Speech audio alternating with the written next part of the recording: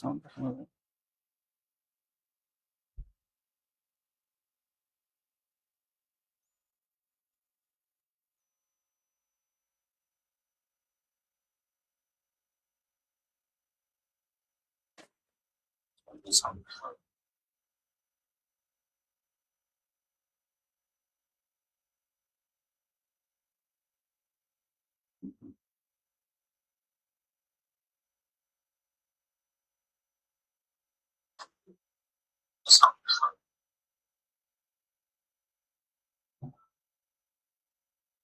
আসসালামু আলাইকুম এভরিওয়ান, সবাইকে ক্যারিয়ার ম্যাপ স্টুডিও থেকে আন্তরিক প্রীতি ও শুভেচ্ছা জানাচ্ছি। সবাই আমাকে একটু কমেন্ট সেকশনে জানাবেন যে আমাদের সাউন্ডটা ক্লিয়ার শোনা যাচ্ছে কিনা। এবং আজকে আপনাদের সাথে যে বিষয়টা নিয়ে আমি কথা বলবো লাইভে, সেটা হচ্ছে আগামীকাল যেহেতু আমাদের প্রাইমারি পরীক্ষায় একটি টপিক থেকে সবসময় প্রশ্ন আসে, আর এই টপিকটা অনেকের কাছে খুব কঠিন মনে হয়। আমি সেই টপিকটার কিছু বেসিক আপনাদের ক্লিয়ার করে দেব, যাতে করে 1 মার্ক আপনি নিশ্চিত করতে পারেন। সেটা হচ্ছে মিলিয়ন বিলিয়নের যে হিসাবগুলো আছে, এর আগে আমি একটা ক্লাস নিয়েছিলাম পরিমাপের, ঠিক আছে? তো ওই পরিমাপের আলাদা করে ক্লাসটা যদি দেখে নেন, আর আজকে এই মিলিয়ন বিলিয়নের যে হিসাবের যে ক্লাসটা, এটা যদি করে ফেলেন, তাহলে আপনার পরিমাপ থেকে এবং মিলিয়ন বিলিয়নের যে হিসাবটা আছে, সেই দুই জায়গা থেকে দুইটা কোশ্চেন প্রাইমারি সবসময় দিয়ে থাকে।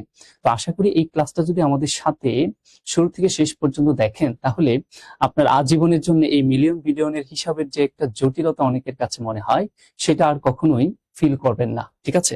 তো এই মুহূর্তে কে কে আমাকে শুনতে পাচ্ছেন আমাকে একটু কমেন্ট সেকশনে জানাবেন। আফরিন মাহমুদ বলেছেন আসসালামু আলাইকুম স্যার। ওয়ালাইকুম আসসালাম। এরকম আর কে কে আছেন এবং কালকে কাদের কাদের পরীক্ষা আছে? আমি একটা কথা বলে দেই, আপনারা অযথাই ফেসবুকে ঘুরে ফিরে এই সকল বিভ্রান্তিকর তথ্যর দিকে নজর না দিয়ে দয়া করে যা পড়েছেন এতদিন জাস্ট রিভিশন করেন। এখন একটাই সময় রিভিশন, যত বেশি রিভিশন দিতে পারবেন তত বেশি পরীক্ষার হল আপনার অনুকূলে থাকবে। সুতরাং এই আজে বাজে গুজব দিকে না গিয়ে আপনারা আপনাদের মতো রিভিশন দিতে থাকেন। আসেন তাহলে আমরা শুরু করে দেই। আমরা প্রথমে আপনাদের মিলিয়ন বিলিয়নের হিসাবটা একদম বেসিক থেকে ক্লিয়ার করে দিচ্ছি, তারপরে আমরা আপনাদের সাথে বিগত সালে যে প্রশ্নগুলো পরীক্ষা আসছে সেগুলো একটু দেখাবো। আসেন আমরা ধরেন, আমি যদি এখানে, আপনারা নিশ্চয়ই শুনেছেন 1K, ফেসবুকে খুব এই ভিউ এর ক্ষেত্রে বোঝা যায়, তারপরে 1M মিলিয়ন, ঠিক আছে? তারপরে ফেসবুকে খুব 1 বিলিয়ন ভিউ এর ক্ষেত্রে বোঝা যায়, কিন্তু আমাদের সবচেয়ে বেশি আমরা ব্যবহার করে থাকি। এরপরে ট্রিলিয়ন, তারপরে আরো আছে কোয়াড্রিলিয়ন, আমরা ওই দিকে না যাই, ট্রিলিয়ন পর্যন্ত আমাদের প্রায় পরীক্ষায় আসে। এখন এই হিসাবগুলো কি দেখেন, 1K মানে হলো কিলো যেটাকে বলা হয়, আর এটার মানে হচ্ছে 1000 বা 1000, ঠিক আছে? তাহলে হিসাবটা একটু খেয়াল করে দেখেন, এইখানে আমরা 1K মানে 1000, তাহলে দেখেন তো একের পরে কয়টা শূন্য হচ্ছে? 3টা শূন্য হচ্ছে, তাই না? আবার তাহলে 1 মিলিয়ন কত, বা একের পরে কয়টা শূন্য হবে? দেখেন, আপনি যখন মিলিয়ন থেকে কে থেকে মানে কিলো থেকে মিলিয়নে যাবেন, তখন সবসময় এরপরে আপনি নিচের দিকে যাইতে থাকেন, আপনি 1000 দিয়ে গুণ করতে থাকবেন। তার মানে আমরা যদি 1000 দিয়ে গুণ করি তাহলে কত হয়? একের পরে মোট 6টি শূন্য হয়, ঠিক আছে? তো একের পরে 6টি শূন্য মানে এখানে দেখেন কত, 1 মিলিয়ন সমান কত? একক, দশক, শতক, হাজার, অযুত, লক্ষ। এই পর্যন্ত হলো লক্ষের হিসাব। তার মানে আবার এখান থেকে যদি হিসাব করেন একক, দশক, তার মানে কি 10 লক্ষ, ঠিক আছে?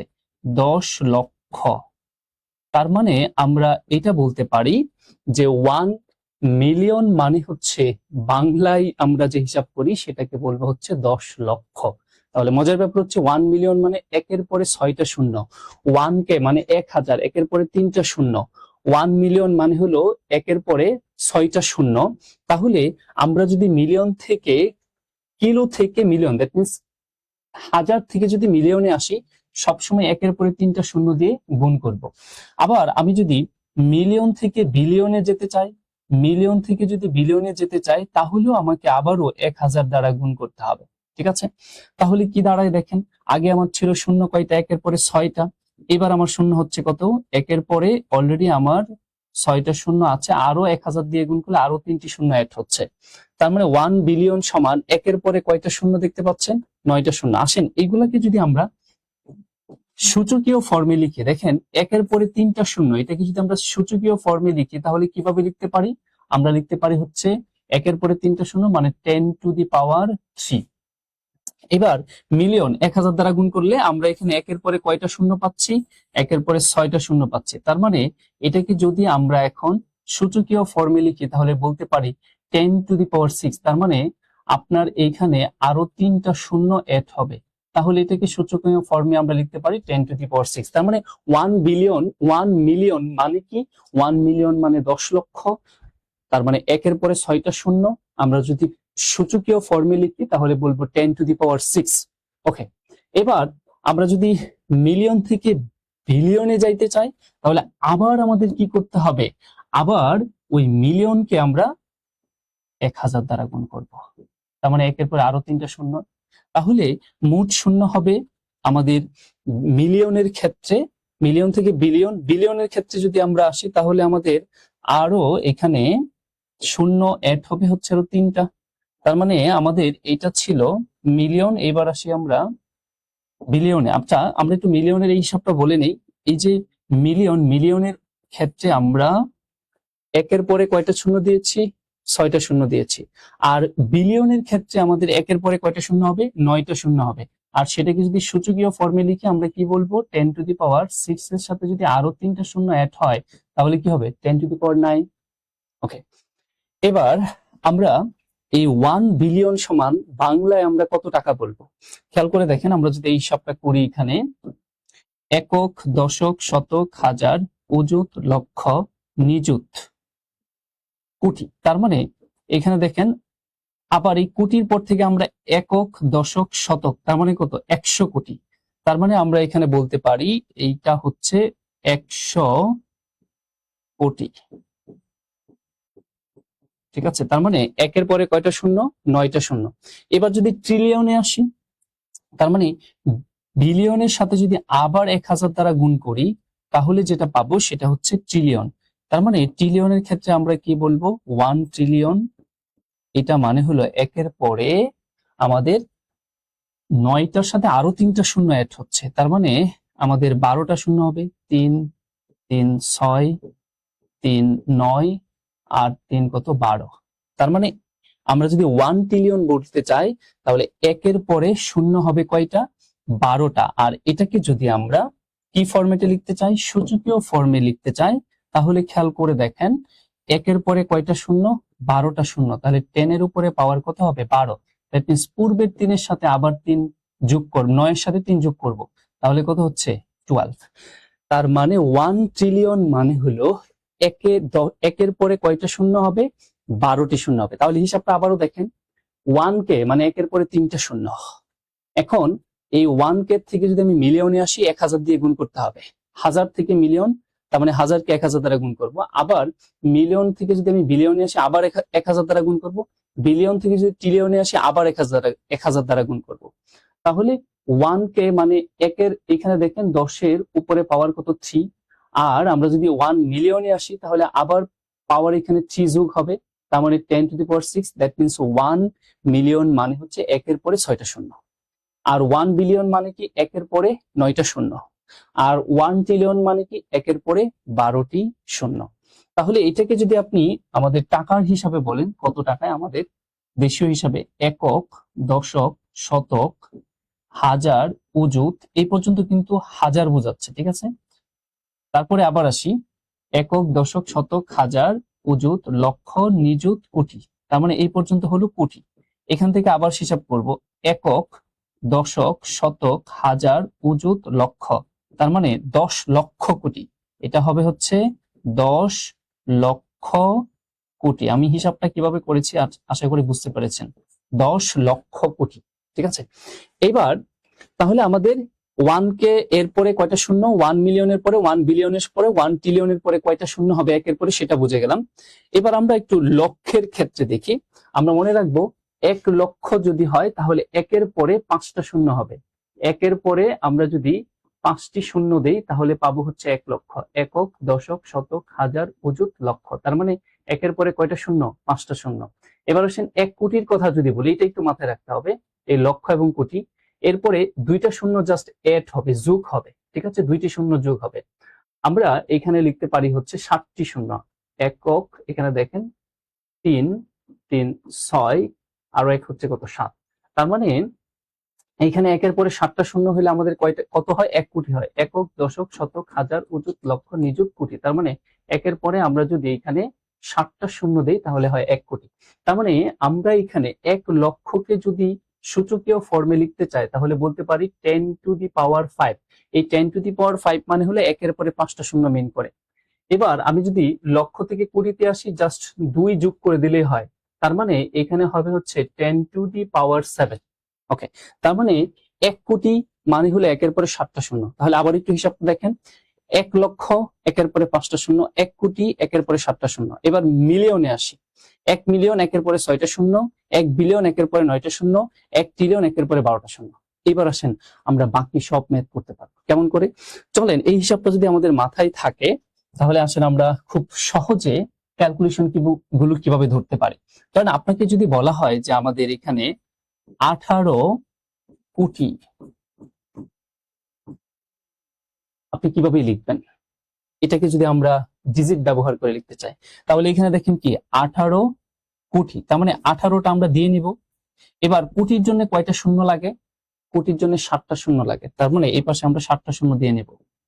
3, 3, 6 আর 1, 7। এই হচ্ছে 18 কোটি।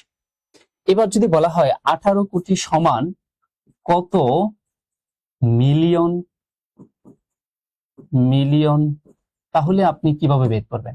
18 কোটি সমান কত মিলিয়ন? এখন আসেন, আমরা কি জানি? মিলিয়ন মানে হলো একের পরে 6টা শূন্য। তাহলে আমরা একটা কাজ করি, এই 18 কোটিকে আমরা নিচে একের পরে 6টা শূন্য দিয়ে ভাগ করে দেই, তাহলে আমাদের এই কোটিটা মিলিয়নের হিসাবে চলে যাবে। তার মানে আমরা যদি এইখানে 1, 2, 3, 4, 5, 6, 6টা শূন্য দিয়ে যদি ভাগ করে দেই তাহলে 18 কোটি সমান কত মিলিয়ন সেটা চলে আসবে। তার মানে এখান থেকে এই 3 শূন্য, এই 3 শূন্য কেটে দিলাম, আবার এই 3 শূন্য, এই 3 শূন্য কেটে দিলাম। তাহলে যেটা হলো সেটা হয়ে গেল কি, এবার আর কোটি নেই, তার মানে সে মিলিয়ন হয়ে গেল। তার মানে 180 মিলিয়ন। ঠিক আছে, আচ্ছা এবার এখানে দেখেন আরেকটা হিসাব, আমি একটা নর্মালি এখানে দেখাইলাম। তো আমাদের এই হিসাবটা দেখেন তারা এখানে কি বলছে, 18 কোটি 30 লক্ষ সমান কত মিলিয়ন কত বিলিয়ন, দুইটি আমরা বের করব। 18 কোটি, আমরা একটু দেখি আমাদের সাথে কে কে আছেন, আপনাদের এই হিসাবগুলো কাদের কাদের ঝামেলা ছিল, আপনারা এই হিসাবগুলো ক্লিয়ার হচ্ছেন কিনা আমি একটু দেখতে চাচ্ছি।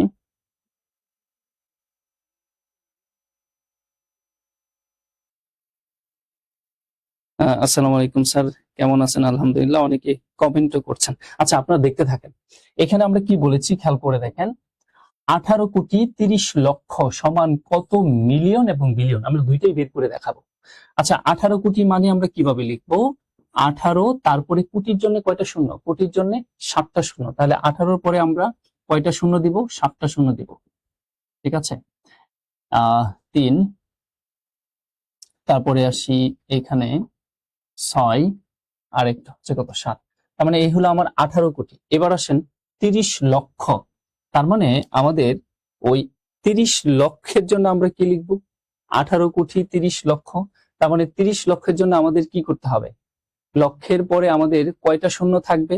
একটু খেয়াল করে দেখেন, লক্ষের জন্য আমাদের শূন্য থাকবে হচ্ছে, আমরা বলেছিলাম 5টি।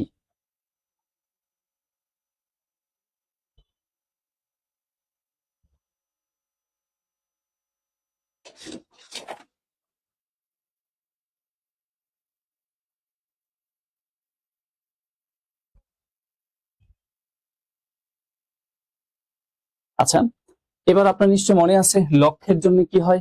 লক্ষের জন্য হচ্ছে আমাদের 5টা শূন্য। তাহলে আমরা যদি একসাথে লিখি, খেয়াল করে দেখেন, এখানে আমার 18 কোটি হলো। এবার আসেন 30 লক্ষ, 30 লক্ষ মানে 30-এর পরে আমার আসলে কয়টা শূন্য হবে? 5টা শূন্য। তার মানে 1, 2, 3, 4 এবং 5, এই হচ্ছে 18 কোটি 30 লক্ষ। এখন আমাদের এটাকে মিলিয়নে নিতে বলছে প্রথমে, তাহলে আমরা প্রথমে যদি মিলিয়নে নেই তাহলে আমাদের যে কাজটা করতে হবে, মিলিয়নের জন্য একের পরে কয়টা শূন্য হয়, একের পরে 6টা শূন্য। তার মানে এটাকে আমরা একের পরে 6টা শূন্য দিয়ে ভাগ করে দিই। তাহলে এই 18 কোটি 30 লক্ষ মিলিয়নে কনভার্ট হয়ে যাবে। একের পরে 6টা শূন্য, 1 2 3 3 3 কত 6। এবার আসেন আমরা এই 3 শূন্য এই 3 শূন্য কেটে দিলাম, এই দিক দিয়ে এই 3 শূন্য এই 3 শূন্য কেটে দিলাম। তাহলে কি আছে, 183 মিলিয়ন সেটা। ঠিক আছে, তাহলে মিলিয়নের কনভার্টটা আমরা কিভাবে করব বা 18 কোটি 30 লক্ষ কিভাবে লিখবো, আশা করি বুঝতে পেরেছেন। এবার আমরা যদি বলি এখানে মিলিয়ন না, এটাকে যদি আমরা বিলিয়নে প্রকাশ করতে চাই, তাহলে খেয়াল করে দেখেন 18 কোটি আমরা এখানে 18 দিয়ে নিলাম, 18 কোটি তারপরে কত 30 লক্ষ। 30 লক্ষ মানে হচ্ছে 30-এর পরে আরো 5টা শূন্য অ্যাড হবে। তাহলে 30 লিখলাম, তারপরে আরো 5টা শূন্য অ্যাড করি। ঠিক আছে, 3 2 কত 5। এই হচ্ছে আমাদের 18 কোটি 30 লক্ষ। 18 কোটি আমরা যদি বলি একক, দশক, শতক, হাজার, অযুত, লক্ষ, নিযুত, তারপরে কোটি। এই অংশ পুরাটা বোঝাচ্ছে কি কোটি। ঠিক আছে, এই অংশ পুরাটা কোটি, আর এই অংশ পুরাটা হচ্ছে কি লক্ষ। ওকে ওকে, তার মানে 18 কোটি 30 লক্ষ। এখন আমাদের কনভার্ট করতে হবে কিসে, বিলিয়নে। তাহলে বিলিয়নের ক্ষেত্রে আমরা একের পরে কয়টা শূন্য ব্যবহার করি, বিলিয়নের ক্ষেত্রে আমরা একের পরে 9টা শূন্য ব্যবহার করি। তাহলে একের পরে 9টা শূন্য দিয়ে এটাকে ভাগ করে দেই, তাহলে এটা বিলিয়ন, কোটিটা বিলিয়নে কনভার্ট হয়ে যাবে। তাহলে এটাকে আমরা এখন ভাগ করে দিব একের পরে 9টা শূন্য দিয়ে। তাহলে 1 2 3 4 5 6 7 8 9, এ হচ্ছে আমাদের একের পরে 9টা শূন্য। এটা দিয়ে যদি ভাগ দিই তাহলে বিলিয়নে কনভার্ট হবে। এবার আসেন আমরা কাটি, এখানে এই 3 শূন্য এই 3 শূন্য কেটে দিই। তারপরে আমরা আমাদের কয়টা শূন্যর কথা ছিল, এখানে 5টি লক্ষ যেহেতু ছিল, তার মানে লক্ষের ক্ষেত্রে 5, 1 2 3 4 5। ঠিক আছে, তাহলে আমরা আরো 3টা কেটে দিই, 1 2 3 কেটে দিলাম। তার মানে আমাদের আরো এখানে রয়ে গেছে কত 100। তাহলে খেয়াল করে দেখেন, এইবার একের পরে কয়টা শূন্য, 1 2 3, তার মানে আমাদের দশমিকটা কয় ঘর সরিয়ে দিতে হবে, 3 ঘর দশমিক সরিয়ে দিতে হবে। তার মানে এটাকে যদি আলাদা করে আমরা কত দিয়া ভাগ দেই, এখানে আমাদের কত ছিল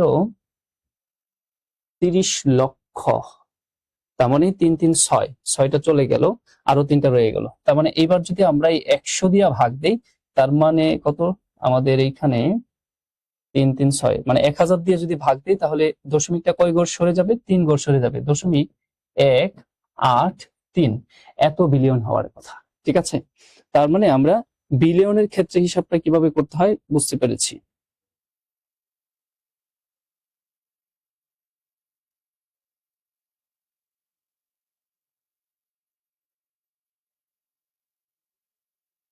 আচ্ছা, আমাদের তো 5টা শূন্য দেওয়ার কথা ছিল, 6টা শূন্য হয়েছে, তো এখানে 3 3 6 আর এখানে কত 3 3 6।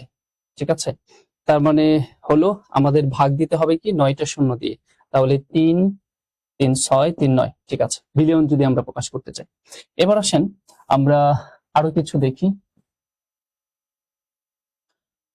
7 কোটি সমান কত, এর আগে আসি। 5000 কোটি সমান কত বিলিয়ন, 5000 কোটি সমান কত বিলিয়ন আমাদের কাছে সেটা জানতে চাওয়া হয়েছে। তাহলে 5000 কোটি সমান, তাহলে কোটির ক্ষেত্রে আমাদের কয়টা শূন্য লাগে,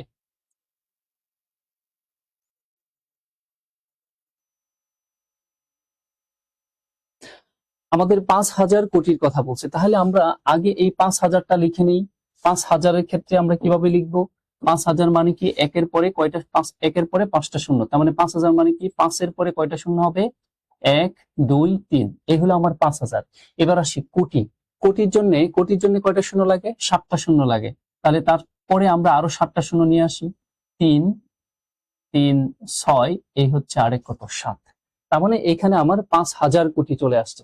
আমরা যদি হিসাবটা দেখাই কিভাবে, আমাদের দেশীয় হিসাবে একক, দশক, শতক, হাজার, অযুত, লক্ষ, নিযুত, কোটি। ঠিক আছে, এবার আবার একক, দশক, শতক, হাজার, তার মানে এই অংশটুকু হলো 5000 বোঝাচ্ছে। ঠিক আছে, এই অংশটুকু আবার হাজার বোঝাচ্ছে, তার মানে 5000 কোটি। এই হলো আমাদের এই 5000 কোটিকে এখন আমরা কনভার্ট করব বিলিয়নে। বিলিয়নের ক্ষেত্রে আমরা জানি একের পরে কয়টা শূন্য লাগে, 9টা শূন্য। তাহলে এটাকে আমরা এখন ভাগ দিব একের পরে 9টা শূন্য দিয়ে। তাহলে একের পরে 1 2 3 4 5 6 7 8 9, 9টা শূন্য দিয়ে ভাগ দিলাম। তার মানে এদিক দিয়ে 3টা, এদিক দিয়ে 3টা কেটে দেই, এদিক দিয়ে 3টা, এদিক দিয়ে 3টা কেটে দেই, তারপরে এখান থেকে 3টা এবং এখান থেকে 3টা কেটে দেই। তার মানে আমরা কত পাচ্ছি? 50 বিলিয়ন। ঠিক আছে, আশা করি এই কনভার্সন গুলো বুঝতে পারছেন। এগুলো আপনার প্রাইমারি পরীক্ষার জন্য খুবই ইম্পর্টেন্ট। আচ্ছা, 50 বিলিয়ন অনেকে আনসার করে ফেলছেন। 50 বিলিয়ন, 137.37 বিলিয়ন, মিলিয়ন, বিলিয়ন। ওকে, সবাই ঠিকঠাক আনসার করতে পেরেছেন। আসেন পরে এখানে দেখেন কি আছে, 700 কোটি সমান কত বিলিয়ন? 700 কোটি সমান কত বিলিয়ন? আসেন আমরা এটা একটু সমাধান করে দেখাই। 700 কোটি সমান কত বিলিয়ন? আচ্ছা, 700 কোটি, আগে আমরা 700 কোটি, এখানে আমাদের 700 লিখে নিলাম। এবার আসি কোটি। কোটির জন্য কয়টা শূন্য লাগে? 7টা শূন্য লাগে। নতুন করে আমরা এখানে আরো 7টা শূন্য নিয়ে আসি। 3 3 6, আরেক হচ্ছে কত? 7। তার মানে আমাদের এখানে 700 কোটি কিন্তু হয়ে গেল। হিসাবটা যদি বুঝতে চান যে কিভাবে, আমাদের দেশীয় হিসাবে কি করা হয়, প্রথমে 3 গড়, তারপরে 2 গড়, তারপরে আবার 2 গড়, পরে দশমিক দেওয়া হয় আমাদের দেশীয় হিসাব। তাহলে হিসাবটা করেন, একক, দশক, শতক, হাজার। তার মানে এই অংশটুকু পুরোটা হাজার বোঝাচ্ছে। ঠিক আছে, হাজার। তারপরে একক, দশক, শতক, হাজার, অযুত, লক্ষ, নিযুত। এই অংশটুকু হচ্ছে আমাদের নিযুত। তারপরে হচ্ছে কি? কোটি। দেখেন এখানে লক্ষ বোঝাচ্ছে, আর এই অংশ কি? কোটি। এখান থেকে কোটি শুরু হলো, তাহলে আবার একক, দশক, শতক। তার মানে কি? 700 কোটি। এই 700 কোটিকে এখন আমরা কিসে কনভার্ট করব? বিলিয়নে কনভার্ট করব। তাহলে বিলিয়নে যদি কনভার্ট করতে চাই, বিলিয়ন মানে কি? একের পরে কয়টা শূন্য? 9টা শূন্য। তাহলে একের পরে আমরা 9টা শূন্য দিয়ে নেই, 9টা শূন্য দিয়ে এবার ভাগ করে দিই। এই 3 শূন্য, এই 3 শূন্য কেটে দিলাম, এই 3 শূন্য, এই 3 শূন্য কেটে দিলাম। আমরা আবার এইখান থেকে 3 শূন্য, এইখান থেকে 3 শূন্য কেটে দিলাম। তার মানে কত আসছে? 7 বিলিয়ন। সবাই 7 বিলিয়ন লিখতে পারছেন কিনা আমাকে একটু কমেন্ট সেকশনে লিখে দিবেন সাথে সাথে, যারা যারা আমরা বুঝতে পারছি। আচ্ছা, এবার আমরা আরো কিছু কোয়েশ্চন দেখি। তারা বলছে 7 বিলিয়ন সমান কত মিলিয়ন? এবার বিলিয়ন থেকে মিলিয়নে যেতে বলছে। তার মানে 7 বিলিয়ন, তাহলে আমরা 7 বিলিয়ন, বিলিয়ন মানে কয় শূন্য? একের পরে, বিলিয়নের ক্ষেত্রে একের পরে আমরা কয়টা শূন্য বলছি? 9টা শূন্য বলছি। তার মানে 7 বিলিয়ন মানে 1 দিয়ে 7 গুণ করলে 7ই হবে। সহজ কথায় 7 এর পরে কয়টা শূন্য আসবে? 9টা শূন্য আসবে। তার মানে 7, এরপরে আমরা আরো 9টা শূন্য নিয়ে আসি। 3 3 6, 3 3 6 9, এই হচ্ছে আমাদের 9টা শূন্য। তাহলে আমাদের কি আসতেছে? 7 বিলিয়ন আসতেছে। এখন 7 বিলিয়ন সমান কত মিলিয়ন আমাদের কাছে সেটা জানতে চাওয়া হয়েছে। তো মিলিয়নের ক্ষেত্রে আমরা জানি একের পরে কয়টা শূন্য হয়? 6টা শূন্য। তাহলে 6টা শূন্য দিয়ে যদি আমরা ভাগ করে দেই, 1 2 3, 1 2 3, 3 3 6, আর এই 3, এই 3 কাটা গেল, এই 3, এই 3 কাটা গেল। তাহলে আমরা কত বিলিয়ন পাচ্ছি? আমরা এখানে 7000 বিলিয়ন পাচ্ছি, 7000 মিলিয়ন পাচ্ছি। 7 বিলিয়ন সমান 7000 মিলিয়ন পাচ্ছি আমরা এখানে। তাহলে দেখেন আমাদের কনভার্ট করতে বলছিল কিসে? মিলিয়নে। মিলিয়নের মানে কি? আমরা জানি একের পরে 6টা শূন্য, তাহলে একের পরে 6টা শূন্য দিয়ে ভাগ করে দিলাম, তার মানে 7000। আচ্ছা, 7000, 9টি শূন্য, 7000। এই তো সবাই কমেন্টস করতে পারছেন, লিখতে পারছেন। আশা করি পরীক্ষায় আসলে আপনারা অবশ্যই এই আনসার গুলো করতে পারবেন। আসেন পরে দেখি কি বলছে। 2.3 বিলিয়ন সমান কত মিলিয়ন? এইটা আপনাদের ঝামেলা হতে পারে। আসেন আমরা সহজ করে দেখাই। 2.3 বিলিয়ন, তার মানে 2.3 বিলিয়ন। বিলিয়ন মানে একের পরে কয়টা শূন্য? বিলিয়নের ক্ষেত্রে একের পরে 9টা শূন্য। তাহলে আমরা 9টা শূন্য দিয়ে নিই। 1 2 3 3 6, এই হচ্ছে 9টা শূন্য। তার মানে 2.3 বিলিয়ন সমান কত মিলিয়ন? মিলিয়ন মানে কি? একের পরে 6টা শূন্য।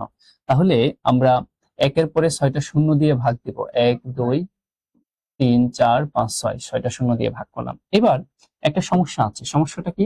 সেটা হচ্ছে আমরা এখানে দশমিকটা উঠাইতে চাই। তো এই দশমিকটা যদি আমি উঠাইতে চাই, তাহলে একের পরে কয় গড়? আমরা দশমিকের পরে কয় গড় দেখতে পাচ্ছি? 1 গড়। তার মানে এক গড় মানে হচ্ছে একের পর একটা শূন্য, কত হয় 10। তাহলে আমাদের এখানে লব এবং হর উভয়কেই 10 দ্বারা আবার গুণ করে নিতে হবে। এটা এই যে লব এবং হর উভয়কে 10 দ্বারা গুণ করলাম, এটা কেন? শুধু এই দশমিক সাইনটা উঠানোর জন্য, আর কিছু না। ঠিক আছে, দশমিক সাইনটা যেহেতু আমরা এখানে দেখতে পাচ্ছি আমাদের এখানে কত ছিল দশমিকের পরে, আমরা জাস্ট এই অংশটুকু চিন্তা করবো, ওইটুকু না। ঠিক আছে, ওইটুকু আলাদা। এবার যদি আমরা কাটাকাটি করি তাহলে আমাদের আনসার চলে আসে। তো এখানে 2 3, ঠিক আছে, আমাদের এবার আর দশমিকটা থাকবে না, তার মানে 1 2 3 1 2 3 1 2 3। আর নিচে যেটা হবে সেটা হচ্ছে এখানে বিলিয়নের ক্ষেত্রে আমরা মিলিয়ন যেহেতু প্রকাশ করব তাই 6টা শূন্য, আর এক্সিস্টেন্ট আরো একটা শূন্য এখানে অ্যাড হবে দশমিক ওঠানোর জন্য। এবার যদি আমরা কাটাকাটি করি, এখানে 3 শূন্য, এখানে 3 শূন্য কেটে দিলাম, এই 3 শূন্য, এই 3 শূন্য এখানে কেটে দিলাম। ঠিক আছে, তার মানে আমাদের আরো একটা শূন্য এখান থেকে কাটা গেল। তাহলে কত পাচ্ছি? 2300 মিলিয়ন, 2300 মিলিয়ন। আচ্ছা, পরে আসি। আচ্ছা, 7000 মিলিয়ন, 7000 মিলিয়ন। ওকে, নেক্সট আসি তাহলে। পরে কি বলছেন? আচ্ছা, 4 বিলিয়ন সমান কত কোটি সেটা প্রকাশ করতে বলছে। 4 বিলিয়ন, 4 বিলিয়ন সমান, 4 বিলিয়ন মানে হচ্ছে বিলিয়নের ক্ষেত্রে আমাদের একের পরে কয়টা শূন্য আসে? আমাদের সবজিও স্যার আমাদের সাথে আছেন। আপনাদের যেহেতু আগামীকালকে পরীক্ষা, তো আশা করব স্যার আপনাদের কিছু দিক নির্দেশনা দিবে যাতে করে আপনার পরীক্ষাটা আসলে কি হয়, একটু স্বাভাবিকের চাইতে আপনাদের একটু স্টুডেন্ট কম নাকি আছে 25। সবাই পরীক্ষার পড়া নিয়ে ব্যস্ত নাকি? হ্যাঁ, তাই। আমরা কি একটু চেঞ্জ করতে পারি স্যার? আপনি জানেন না, আপনার থাকেন। আজকে কঠিন হিসাব দেখাচ্ছিলাম, মিলিয়ন বিলিয়ন। তো মিলিয়ন মিলিয়ন হিসাব স্যার এখন যদি দেখান, প্রশ্ন দেখেন থেকে আসে, পরিবার থেকে তো একটা প্রশ্ন আসে, এই জন্য দেখাচ্ছিলাম। আচ্ছা, আমরা যে বিষয়, কয়েকটা বিষয়, কালকে যদি সকালে পরীক্ষা দিবে, বিকালে পরীক্ষা দেবো কালকে 3টা থেকে। কালকে আমরা 3টা পরীক্ষার পরে আমরা অবশ্যই লাইভ সমাধান দিব, স্যারও থাকবেন, আমাদের নাদিম স্যার এবং রাসেল স্যার সমাধান দিবেন। আমি চেষ্টা করবো থাকার জন্য আপনাদের সাথে। তো মূলত আমরা প্রতিটা বিসিএস পরীক্ষা, প্রাইমারি পরীক্ষার আগের দিন আমরা কিছু স্ট্র্যাটেজি শেয়ার করি, যেগুলো পরীক্ষার হলে আপনারা যদি ব্যবহার করেন সেক্ষেত্রে আপনি অন্যদের থেকে একটু এগিয়ে যাবেন। বিষয়টা হচ্ছে, পরীক্ষার হলে আপনার যে জ্ঞানের পরিধি, সে জ্ঞানের পরিধি হচ্ছে 50% কাজ করে, আর 50% কাজ করে হচ্ছে আপনার পরীক্ষার হলের স্ট্র্যাটেজি। তো আজকে আমরা সেই পরীক্ষার হলে, আগামীকাল পরীক্ষার হলে আপনারা কি স্ট্র্যাটেজি গুলো ফলো করবেন সেই বিষয়ে আমি আগামী 2 থেকে 3 মিনিট সময় নিয়ে আপনাদেরকে এই বিষয়টা ক্লিয়ার করব। এখন আসেন, এখানে আমরা বলতে চাচ্ছি পরীক্ষার সাফল্যের 50% নির্ভর করে সাবজেক্টিভ নলেজের উপর, অর্থাৎ আপনার 4টা সাবজেক্টের যে নলেজ তার উপরে 50%, আর বাকি 50% নির্ভর করে এক্সাম হলে আপনি যে স্ট্র্যাটেজিটা ফলো করবেন সেই স্ট্র্যাটেজির উপর। এখন সেই স্ট্র্যাটেজিগুলোর মধ্যে কি? প্রথমত, আপনাদের কিন্তু আগামীকালকের পরীক্ষা 90 মিনিট, মাথায় রাখবেন 90 মিনিটের পরীক্ষা 90 নাম্বার। নর্মালি 100 মিনিটের পরীক্ষা 60 নাম্বার থাকে। তার মানে কালকের পরীক্ষা আপনাদের হাতে পর্যাপ্ত সময় থাকবে, এবং এই পর্যাপ্ত সময় আপনাদেরকে পাস করা থেকে ফেল করার দিকে নিয়ে যাবে, যদি না আপনি প্রপার স্ট্র্যাটেজি মেনটেন না করেন। এখন এই প্রপার স্ট্র্যাটেজি কি? প্রথমত, আপনি যখন পরীক্ষা হলে, আপনি বাসা থেকে যখন বের হবেন, পর্যাপ্ত সময় নিয়ে বের হবেন। কারণ আপনার উপজেলা বলেন বা আপনার জেলা বলেন অথবা বিভাগীয় শহর, যেখানে আপনি পরীক্ষা দিবেন, আপনার মতো হাজার হাজার শিক্ষার্থী পরীক্ষা হলে যাবে। সুতরাং সেখানে একটা কি হবে, কিউ তৈরি হবে, যানজট তৈরি হওয়ার সম্ভাবনা রয়েছে। নর্মাল সময়ে যদি হাফ অ্যান আওয়ার লাগে, আপনি 1 ঘন্টার বেশি সময় নিয়ে বের হবেন, এবং পরীক্ষার হলে যথা সময়ে ঢুকবেন। কারণ যখন বন্ধ করে দিবে এরপর আপনি কোনোভাবে ঢুকতে পারবেন না। যখন আপনি পরীক্ষার হলে আপনার রুমে যায়, সিট প্ল্যান অনুসারে আপনি রুমে যায় বসবেন, একটু জোরে নিঃশ্বাস নেবেন। আপনারা কিন্তু পানির বোতল নিতে পারবেন, অন্য বেশি জিনিসপত্র নিতে পারবেন না, পানির বোতলটা অবশ্যই নিয়ে যাবেন। একটু পানি খাবেন, কিন্তু আবার বেশি খাবেন না, যেন 90 মিনিটের মধ্যে আপনাকে আবার ওয়াশরুমে যেতে হয়। আর পারলে মুখের মধ্যে একটা সুইংগাম বা চকলেট রাখবেন, হ্যাঁ, এবং পকেটের মধ্যে একটা চকলেট রেখে দিবেন। কারণ হচ্ছে ওই মুহূর্তে যদি পরীক্ষা, আপনি যখন স্ট্রেসে থাকবেন, আপনার সুগারটা হচ্ছে আপনার মস্তিষ্কে আপনাকে সাপোর্ট দিবে।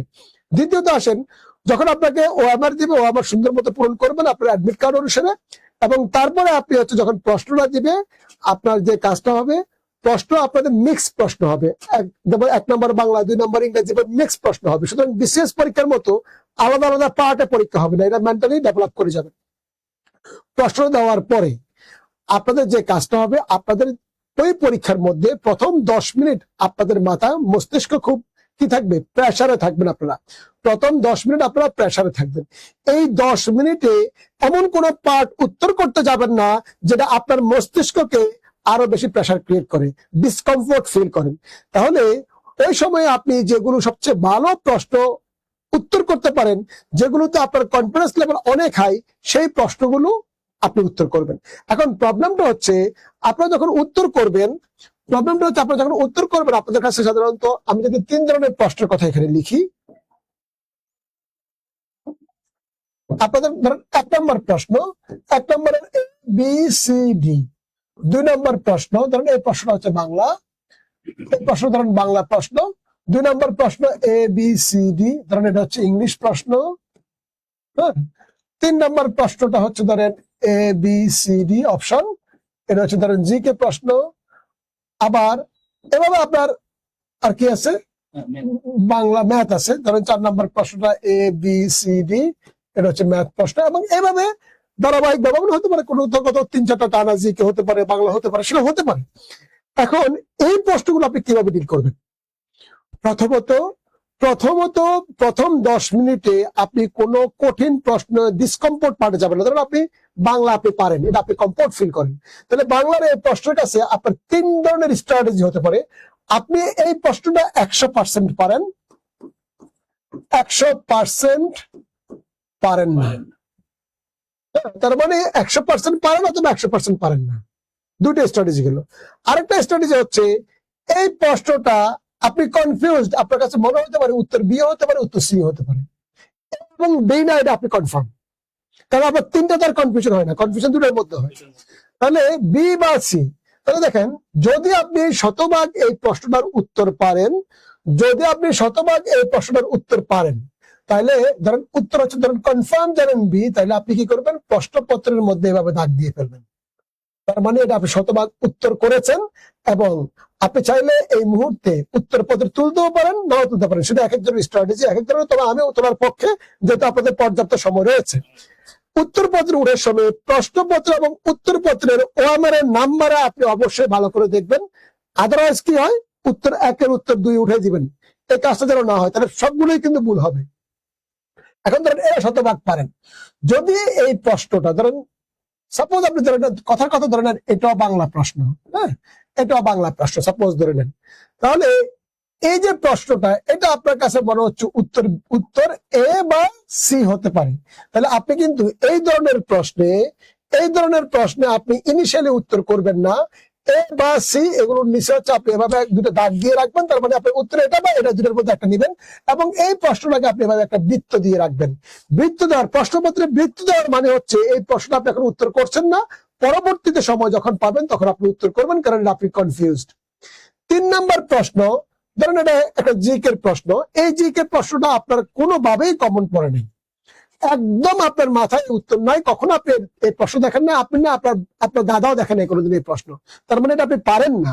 তাহলে এই ক্ষেত্রে কি করতে হবে, এই প্রশ্নটা আপনি পরবর্তীতে ট্রাই করার কোনো সুযোগ নেই, তাহলে আপনাকে সারেন্ডার করতে হবে, সাথে সাথে এটা ক্রস।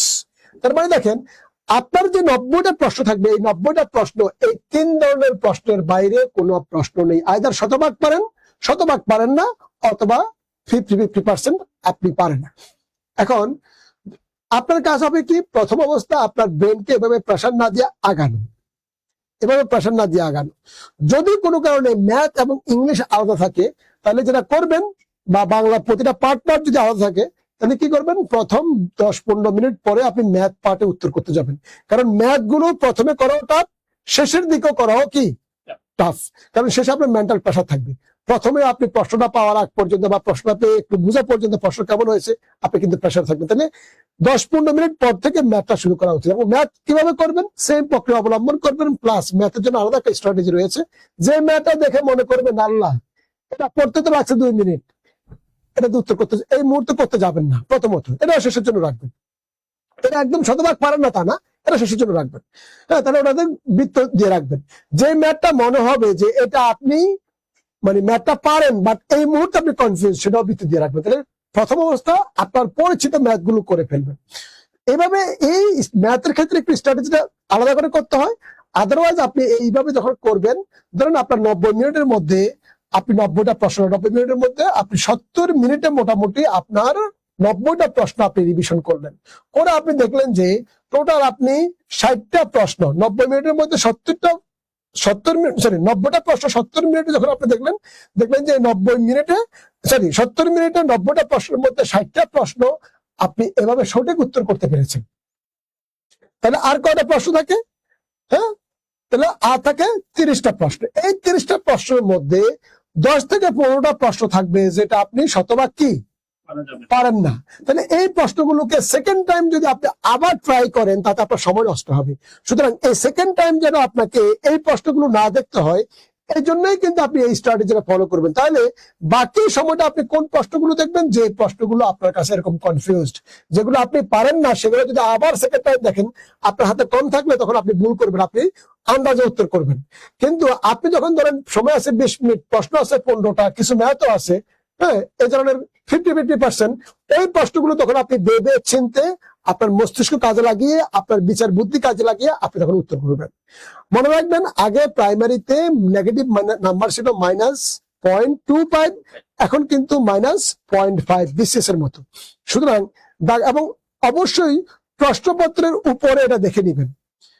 তারা কিন্তু বলেছে 0.5 থাকবে, এখন প্রশ্নপত্রে যদি অন্য কিছু থাকতেও পারে, নাও থাকতে পারে, 0.5 হতে পারে। এই জিনিসগুলো আপনি অবশ্যই দেখে নিবেন। আর আরেকটা বিষয় বলবো, পরীক্ষার হলে ডানে বামে সামনে পিছনে কোথায় কি হয়েছে এগুলো দেখবেন না। আপনার ওয়ার্মারটা হচ্ছে ইনভিজিলেটর সাইন করেছে কিনা এবং আপনি সাইন করেছেন কিনা সেটা নিশ্চিত হয়ে নিবেন। সাইলেন্ট এক্সপেল হবে, এই বিষয়গুলো মাথা রাখবেন। হ্যাঁ, তো ওভারঅল আপনারা আগামীকালকের পরীক্ষা যদি এই বিষয়গুলো মাথা রাখেন, আমার কাছে মনে হচ্ছে আপনাদের তুলনামূলক, ধরেন আপনি যদি নর্মালি 70 পাওয়ার মতো হন, তাহলে আপনি 75 পাবেন। আর 0.5 কিন্তু চাকরি পাওয়া না পাওয়া নির্ভর করবে। তো এই বিষয়গুলো মাথা রাখবেন। আপনাদের অসংখ্য ধন্যবাদ, স্যারকে অসংখ্য ধন্যবাদ আমাকে সুযোগ করে দেওয়ার জন্য। স্যার পরবর্তী অংশটা আপনাদের ম্যাথামেটিক্সটা একটু কন্টিনিউ করবে। আগামীকাল আপনাদের সাথে সলিউশন ক্লাসে দেখা হবে। আল্লাহ হাফেজ। তো স্যারকে অসংখ্য ধন্যবাদ যে আমাদেরকে এত সুন্দর একটা গাইডলাইন দিয়েছেন, যেটা দিয়ে আপনি যদি অ্যাপ্লাই করেন তাহলে আপনার ভালো মার্ক পাওয়ার একটা সম্ভাবনা আছে। যেহেতু অনেক সময় আপনার জন্য আসলে বিপদ হয়ে দাঁড়াতে পারে, তো সেইটা একটু ভালোভাবে প্রপারলি আমরা ব্যবহার করার চেষ্টা করব। ঠিক আছে? তো এই জায়গায় যে কাজটা করবেন, যে কথাটা বলা হয়েছে, আপনি যেটা মনে করেন যে পারেন, মুখস্থ বিষয় যেগুলো, এইগুলো একদম চোখের পলকে অ্যান্সার করে ফেলবেন। যেগুলো কনফিউজিং দাগিয়ে রাখবেন, এবং যে কঠিন ম্যাথগুলো এগুলো আপনি শুরুতে করতে যান না। যে ম্যাথগুলো খুবই সহজে করা যাচ্ছে, দেখলেই পারবেন, ওইগুলো আগে করে ফেলবেন। এবং যে কয়েকটা 2-4টা ম্যাথ থাকবে হয়তো কঠিন, ওইগুলো সর্বোচ্চ 2 থেকে 3টা কঠিন ম্যাথ থাকবে, ওইগুলো আপনি একদম লাস্টে সময় থাকলে করবেন। আর সময় হিউজ পরিমাণ থাকবে। যারা একটু পড়াশোনা করেন, বিগত সালের পড়াশোনা ঠিকঠাক মতো করেছেন, বিগত সালে কোয়েশ্চেনগুলো অ্যানালাইসিস করেছেন, তাহলে তাদের জন্য কিন্তু খুব দ্রুতই অ্যান্সার করা যাবে এবং তারা পরীক্ষা হলে প্রচুর সময় পাবে। আসলে আমরা পড়ে চলে যাই। আমরা যেটা বলেছিলাম যে এখানে দেখেন 4 বিলিয়ন, ঠিক আছে, 4 বিলিয়ন সমান কত কোটি আমাদের কাছে সেটা জানতে চাওয়া হয়েছে। তাহলে দেখেন 4 বিলিয়ন মানে আমাদের এখানে একের পরে কয়টা শূন্য হবে? বিলিয়নের ক্ষেত্রে একের পরে 9টা শূন্য হয়। তার মানে 4-এর পরে এখানে আমরা কয়টা শূন্য দিব? 9টা শূন্য দিব। ঠিক আছে, এই হচ্ছে আমাদের 4 বিলিয়ন। এখন এই বিলিয়নটাকে আমরা কিসে নিতে চাচ্ছি? কোটিতে নিতে চাচ্ছি। তো কোটি মানে আমাদের একের পরে কয়টা শূন্য? 7টা শূন্য। কোটি মানে একের পরে 7টা শূন্য। তাহলে আমরা যে কাজটা করব, একের পরে 1 2 3 4 5 6 7টা শূন্য দিয়ে আমরা ভাগ করে দেব। ঠিক আছে, তাহলে যদি ভাগ করে দেই, এখানে 3 শূন্য, এখানে 3 শূন্য, এই 3 শূন্য, এই 3 শূন্য কাটা গেল, আবার এখানে এই শূন্য কাটা গেল। তার মানে আমরা বলতে পারি 400 কোটি। ঠিক আছে, 400 কোটি। ওকে, এইভাবে আমরা খুব সহজে কনভার্ট গুলো করতে পারি। রীতা আক্তার 400 কোটি। ওকে, আফরিন 400 কোটি। Fine, thank you. এই তো আপনারা এখন বিষয়টা ক্লিয়ার। আরেকটু ক্লাস দেখলে আরো ক্লিয়ার হয়ে যাবেন। সবাই একটু ক্লাসটা শেয়ার এবং মেনশন করে দেন। কালকে এই জায়গা থেকে একটা কোয়েশ্চেন আপনি পাবেনই। কি বলছে দেখেন, 50 মিলিয়ন সমান কত কোটি? আচ্ছা, তাহলে 50 মিলিয়ন, আমি 50টা লিখে নিলাম। এবার মিলিয়নের জন্য আমাদের কয়টা শূন্য লাগে? 6টা শূন্য। তাহলে 50-এর পরে আমরা আরো 6টা শূন্য অ্যাড করে দিই। ঠিক আছে, এই হচ্ছে আমাদের 50 মিলিয়ন। এখন এটাকে কোটিতে কনভার্ট করতে বলা হয়েছে। তো কোটি মানে কি? 1 কোটি মানে আমরা জানি একের পরে 5টা শূন্য। তাহলে একের পরে 5টি শূন্য দিয়ে ভাগ করে দেই। 1 2 3 4 5, 5টা শূন্য দিয়ে ভাগ করে দিলাম। এবার কাটিয়ে এই 3 শূন্য এই 3 শূন্য কেটে দিলাম। আমরা এখান থেকে এই 2 শূন্য এই 2 শূন্য কেটে দিলাম। তার মানে আমরা কত বলতে পারি? 500 কোটি। তাহলে আমরা এটা বলতে পারি যে 50 মিলিয়ন সমান কত কোটি। আচ্ছা, সবাই কিন্তু আনসার করবেন, সবাই লেখার চেষ্টা করবেন যে কত আনসার আসে। আসলে আমরা তাহলে পরে দেখি 1000 মিলিয়নে কত টাকা আমাদের কাছে সেটা জানতে চাওয়া হয়েছে। এটা বিগত সালে একটা কোয়েশ্চেন। 1000 মিলিয়নে কত টাকা? আগে আমরা 1000 মিলিয়ন লিখে নিই। আচ্ছা, 1000 মিলিয়ন মানে কি? আমাদের এই হচ্ছে 1000। এবার আসেন, আমাদের 1000 লিখা হলো। এবার যেহেতু মিলিয়নের কথা বলছে, মিলিয়ন মানে হলো একের পরে কয়টা শূন্য? 6টা শূন্য। তাহলে নতুন করে আমরা আরো 6টা শূন্য অ্যাড করি। 1 2 3 4 5 6। এই হচ্ছে আমাদের 1000 মিলিয়ন। এখন এটাকে টাকায় কনভার্ট করতে বলছে। এখন টাকায় কিভাবে? কোটি, লক্ষ, লক্ষ, এই দুইটা জিনিস আছে। তার মানে কোটি দিয়ে আগে আমরা ট্রাই করি। আমাদের অপশনে কি আছে? কোটি আছে আর কি আছে? লক্ষ আছে। তার মানে কোটি দিয়ে আগে ট্রাই করি। আচ্ছা, 1 কোটি, দ্যাট মিনস কোটি বললে আমাদের একের পরে কয়টা শূন্য? 7টা শূন্য। তাহলে আমরা 7টা শূন্য দিয়ে ভাগ করে দিই একের পরে। তার মানে 1 2 3 4 5 6, এই হলো 7। তাহলে 7টা শূন্য দিয়ে আমরা ভাগ করে দিই, দেখি কত থাকে। তাহলে এখান থেকে 3 শূন্য, এখান থেকে 3 শূন্য কেটে দিলাম। এখান থেকে 3 শূন্য, এখান থেকে আমরা 3 শূন্য কেটে দিলাম। তারপরে এই শূন্য কেটে দিলাম। তাহলে আছে কত? 100। তার মানে আমরা বলতে পারি 100 কোটি। এখন অপশনে যদি আমার এই 100 কোটি থাকে তাহলে সেটি আনসার হবে। হ্যাঁ, যেহেতু আমরা অপশনে 100 কোটি দেখতে পাচ্ছি, সুতরাং আমাদের লক্ষের হিসাবে যাওয়ার কোনো দরকার নেই। দেখেন, খুবই সুন্দর একটা কোয়েশ্চেন।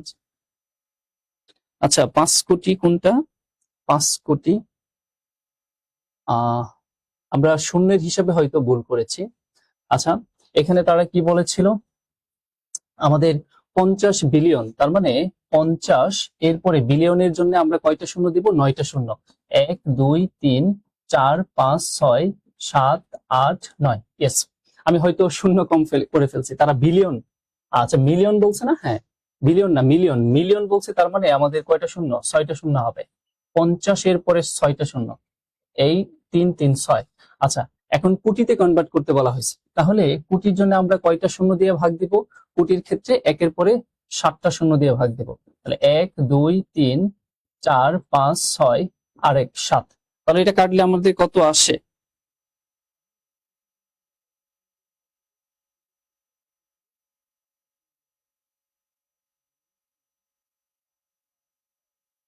আচ্ছা, আসেন তাহলে আমরা পরে দেখি। পরে দেখেন কি বলছে। এটা তো বললামই। নেক্সটে আসেন, 1 কোটিতে কত মিলিয়ন আমাদের কাছে সেটা জানতে চাওয়া হয়েছে। 1 কোটিতে কত মিলিয়ন? 1 কোটি, দেখেন 1 কোটি মানে হচ্ছে একের পরে কয়টা শূন্য হবে? একের পরে আমরা 7টা শূন্য লিখবো। 1 2 3 4 5 6, এই হচ্ছে 7। তার মানে এই হচ্ছে আমাদের 1 কোটি। এখন 1 কোটিতে কত মিলিয়ন আমাদের কাছে সেটা জানতে চাওয়া হয়েছে। তো মিলিয়নের ক্ষেত্রে যদি আসি, আমাদের কয়টি শূন্য দিয়ে ভাগ দিতে হবে? 6টি শূন্য দিয়ে ভাগ দিতে হবে। তার মানে একের পরে কয়টি শূন্য? 3 3 6। 6টি শূন্য দিয়ে যদি আমরা ভাগ দিই তাহলে এখানে কত থাকে? 3 শূন্য, 3 শূন্য কেটে দিলাম। আবার এইখান থেকে 3 শূন্য, এখান থেকে 3 শূন্য কেটে দিলাম। তার মানে কত? 10 মিলিয়ন। আচ্ছা, পরে আসি 10 মিলিয়ন।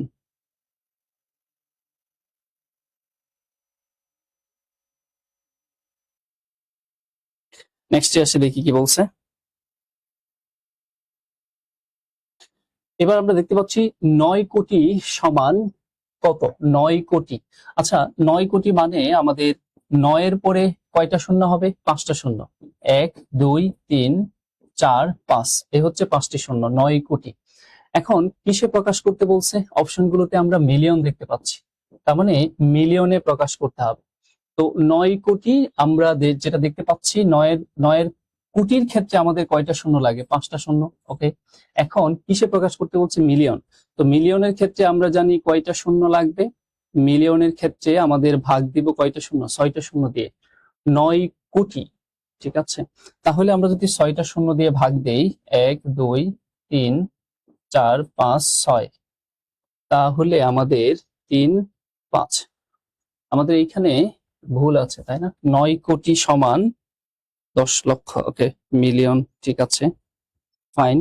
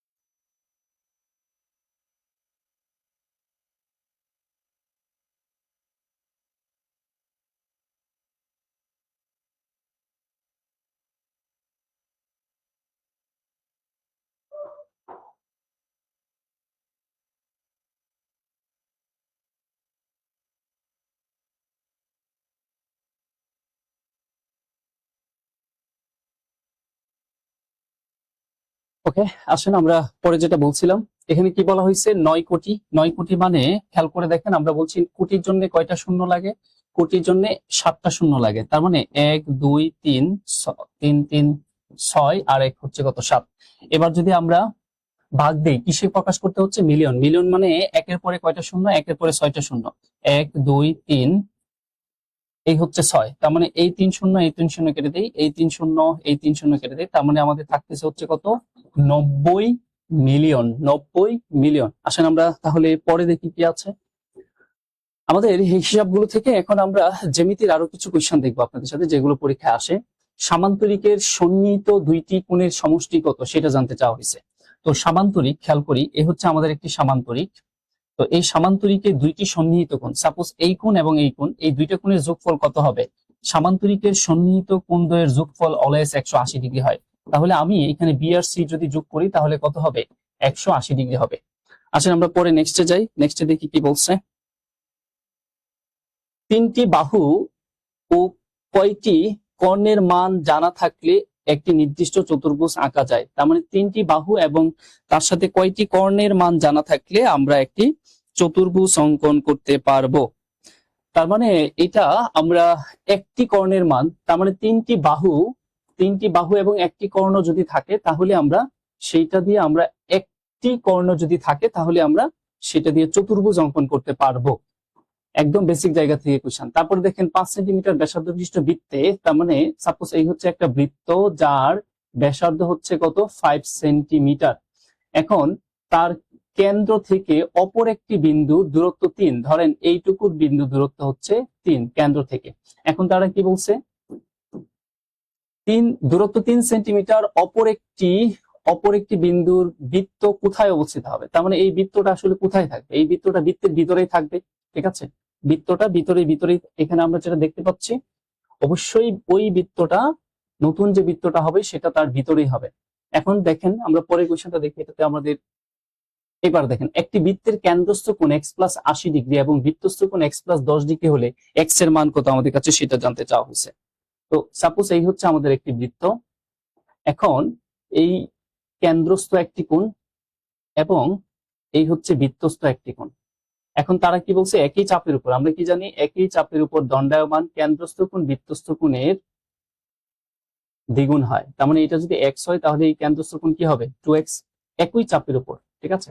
তো এই ক্ষেত্রে তারা বলতেছে আমাদের এখানে কেন্দ্রস্থ কোণ হচ্ছে 180 x plus 80 degree, x plus 80 degree, আর আমাদের বৃত্তস্থ কোণ হচ্ছে x প্লাস 10 ডিগ্রি। তার মানে কেন্দ্রস্থ এবং বৃত্তস্থ যদি সমান করতে চাই তাহলে কেন্দ্রস্থ কোণের দ্বিগুণ হবে কি বৃত্তস্থ কোণ। এখন এইটা ক্যালকুলেশন করলে আমাদের x এর ভ্যালুটা চলে আসবে। এই সমীকরণ থেকে এই কোশ্চেনটা আসা। আসেন আমরা পরে দেখি কি বলছে।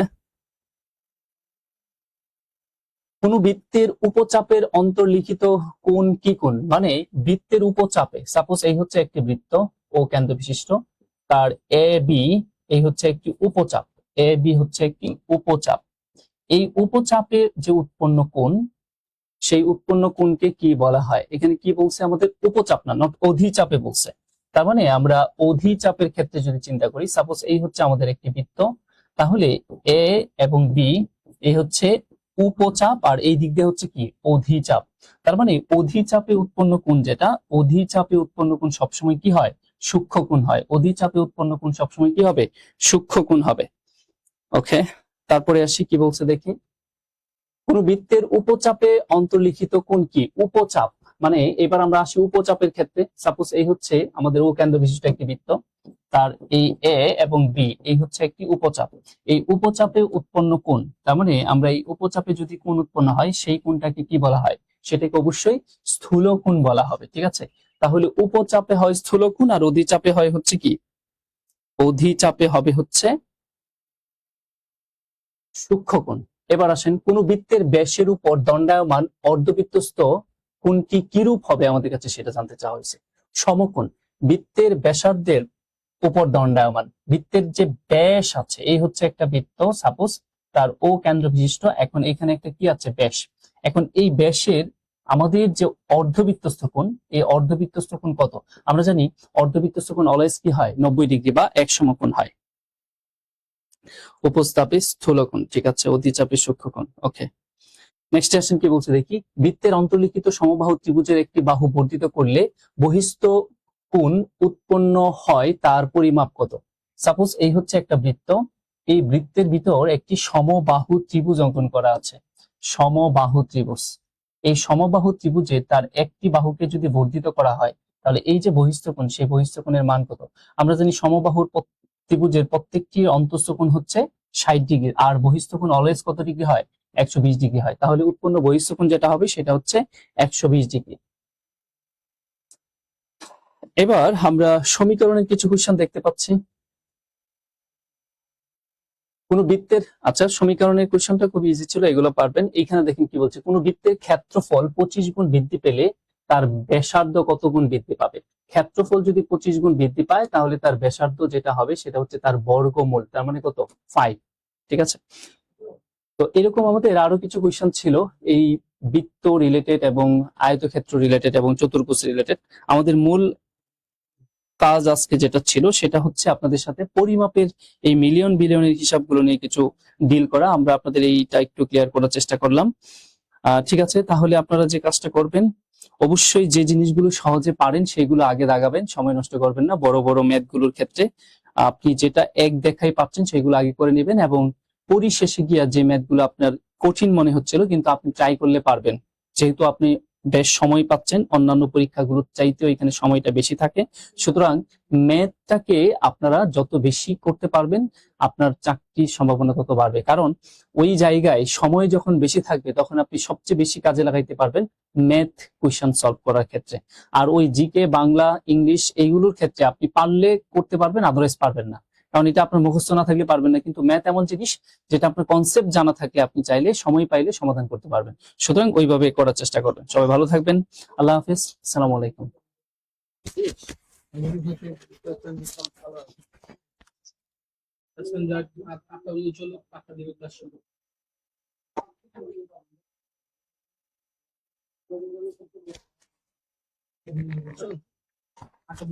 ওকে, তাহলে আমরা আরো কিছু কোয়েশ্চেন দেখতে পারি যেহেতু আমাদের সময় আছে।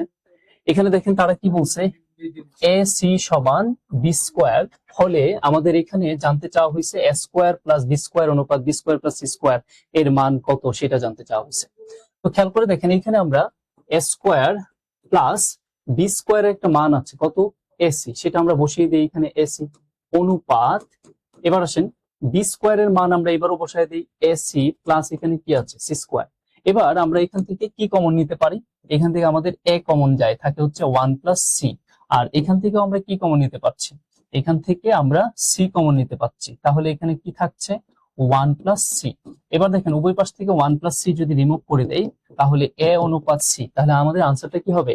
এ অনুপাত সি। আমরা পরে আসি, যদি ক খ অনুপাত 2:3 হয়, খ গ 4:5 হয়, তাহলে গ এবং ক এর অনুপাতটা কত? তাহলে ক অনুপাত খ আমরা এটাকে এইভাবে লিখতে পারি। তারপরে আসেন খ অনুপাত গ, তাহলে এখানে আমরা খ আর এখানে গ লিখতে পারি। এবার মানগুলা বসিয়ে দিই। ক অনুপাত খ এর মান কি ছিল? 2/3 ইন্টু খ অনুপাত গ এর মান কি ছিল? 4/5। এবার আসেন কাটাকাটি করি, তার আমাদের কাছে গ অনুপাত ক এর মান জানতে চাইছে, তাহলে এই খ খ কাটা যাবে, এবং আমাদের এখানে যদি ক্যালকুলেশন করি কোনো কিছু কাটা যাচ্ছে না, তার মানে ক বাই গ এটা সমান আমরা বলতে পারি 4 দুগুণে এখানে কত? 8, আর 3 পাশে কত? 15। তার মানে এখানে কিন্তু আনসার যেটা আসছে পরীক্ষার হলে টুইস্ট এটা হইতে পারে 8 অনুপাত 15, এটা কিন্তু আনসার না, এটা হলো ক অনুপাত গ। কিন্তু আমাদের কাছে জানতে চাইছে কি?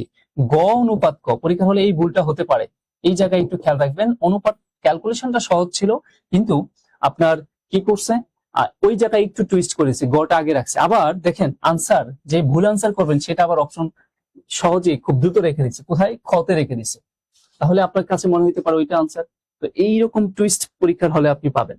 পরে দেখেন কি বলছে, একটি রশ্মি, একটি কি বলছে, দুইটি রাশির বিয়োগফল 44 এবং রাশি দুইটির অনুপাত যদি 1:3 হয় তাহলে ক্ষুদ্রতম সংখ্যাটি নিচের কোনটি সেটা জানতে চাওয়া হয়েছে।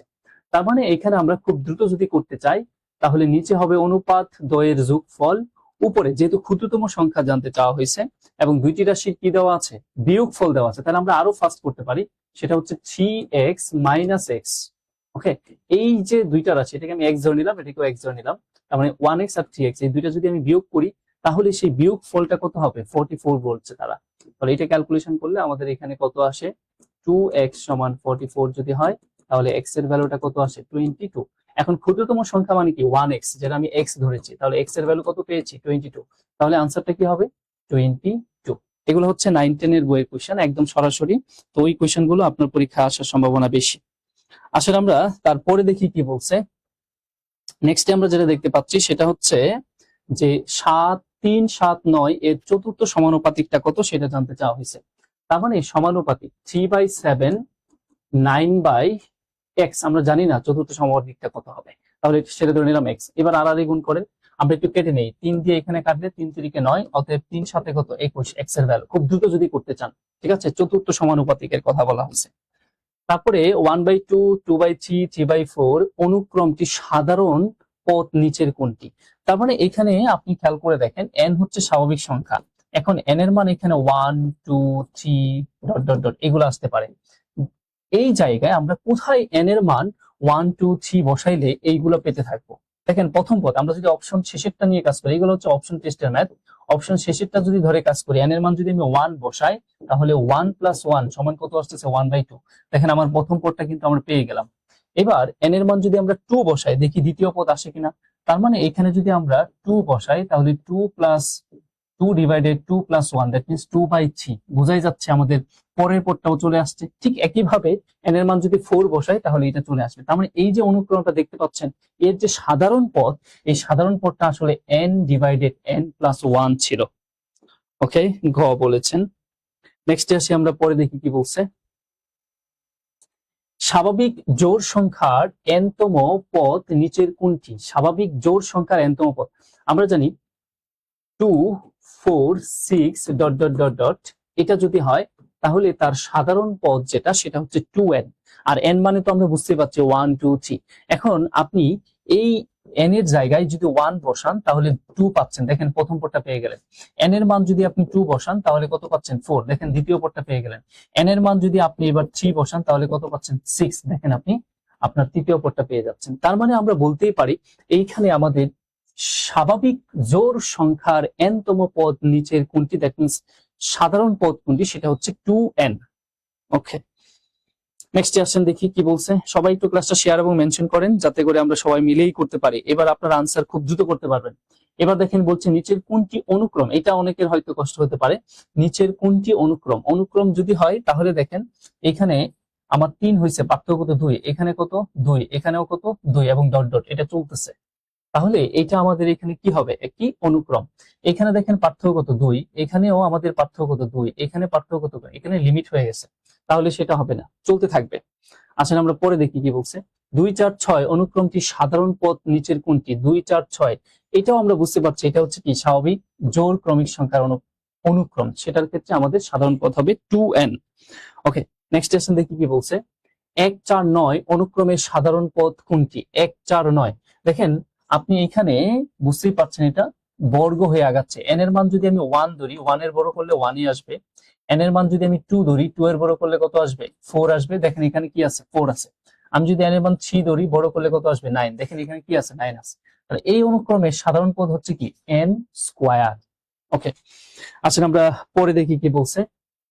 1/√3, 1/√3, তারপরে কি বলতেছে দেখেন প্রথম পদ, আর দ্বিতীয় পদটা আমরা কি পাচ্ছি? -1 পাচ্ছি। একটু খেয়াল করে দেখেন দ্বিতীয় পদ -1 কিভাবে পাওয়া সম্ভব?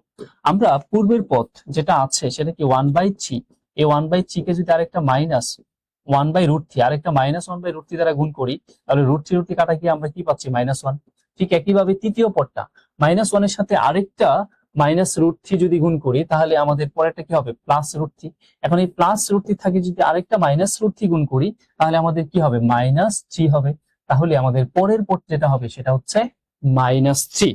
এই ধরনের অনুক্রমগুলো কিন্তু আমাদের জন্য ইম্পর্টেন্ট। আসলে আমরা নেক্সটে দেখি কি বলছে। সুষম পঞ্চভুজের একটি কোণের মান কত? সুষম পঞ্চভুজ, তো সুষম পঞ্চভুজ যদি হয় তাহলে তার প্রতিটি কোণের মান আমরা কিভাবে বের করব?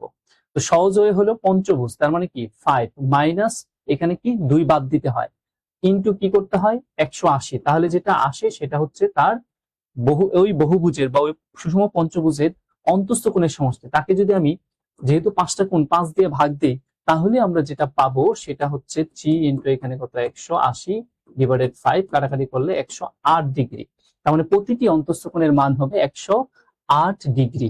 তো এটা আমরা ক্লাসে দেখাইছিলাম যে কেন আপনার আলটিমেটলি 2 বাদ দিতে হয়। আপনার পরীক্ষার হলে খুব দ্রুত কি করবেন, যেহেতু সুষম পঞ্চভুজ, তার মানে 5 থেকে 2 বাদ, সরাসরি 3টা ত্রিভুজ হবে। 3টা ত্রিভুজকে যদি আমরা এখানে কি করি 180 দ্বারা গুণ করি, তাহলে ওই পঞ্চভুজের 5টি অন্তস্থ কোণের সমষ্টি আসবে। তাকে যদি 5 দিয়ে ভাগ করি, তাহলে তার প্রতিটি অন্তস্থ কোণের মান আসবে। যেহেতু সুষম পঞ্চভুজ, তার 5টা বাহুই পরস্পর সমান, তার মানে তাদের অন্তর্ভুক্ত কোণগুলো পরস্পর কি হবে, সমান হবে। এবার আসেন সুষম পঞ্চভুজের 5 কোণের সমষ্টি কত।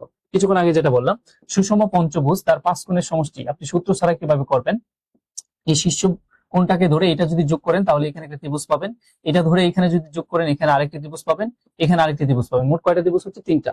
প্রত্যেকটা ত্রিভুজের অন্তস্থ কোণের সমষ্টি কত 180, তাহলে 3 ইন্টু কত 180 ডিগ্রি। তাহলে যেটা আসবে সেটা হচ্ছে এই 5টি অন্তস্থ কোণের সমষ্টি চলে আসবে। 5 আর 8 কত 54, তার মানে 540 ডিগ্রি। খুব দ্রুত যদি আমরা করতে চাই। নেক্সট আসেন কি বলছে, একটি কলম 11 টাকায় বিক্রি করলে 10% লাভ হয়, তাহলে কলমটির ক্রয় মূল্য কত সেটা জানতে চাওয়া হয়েছে।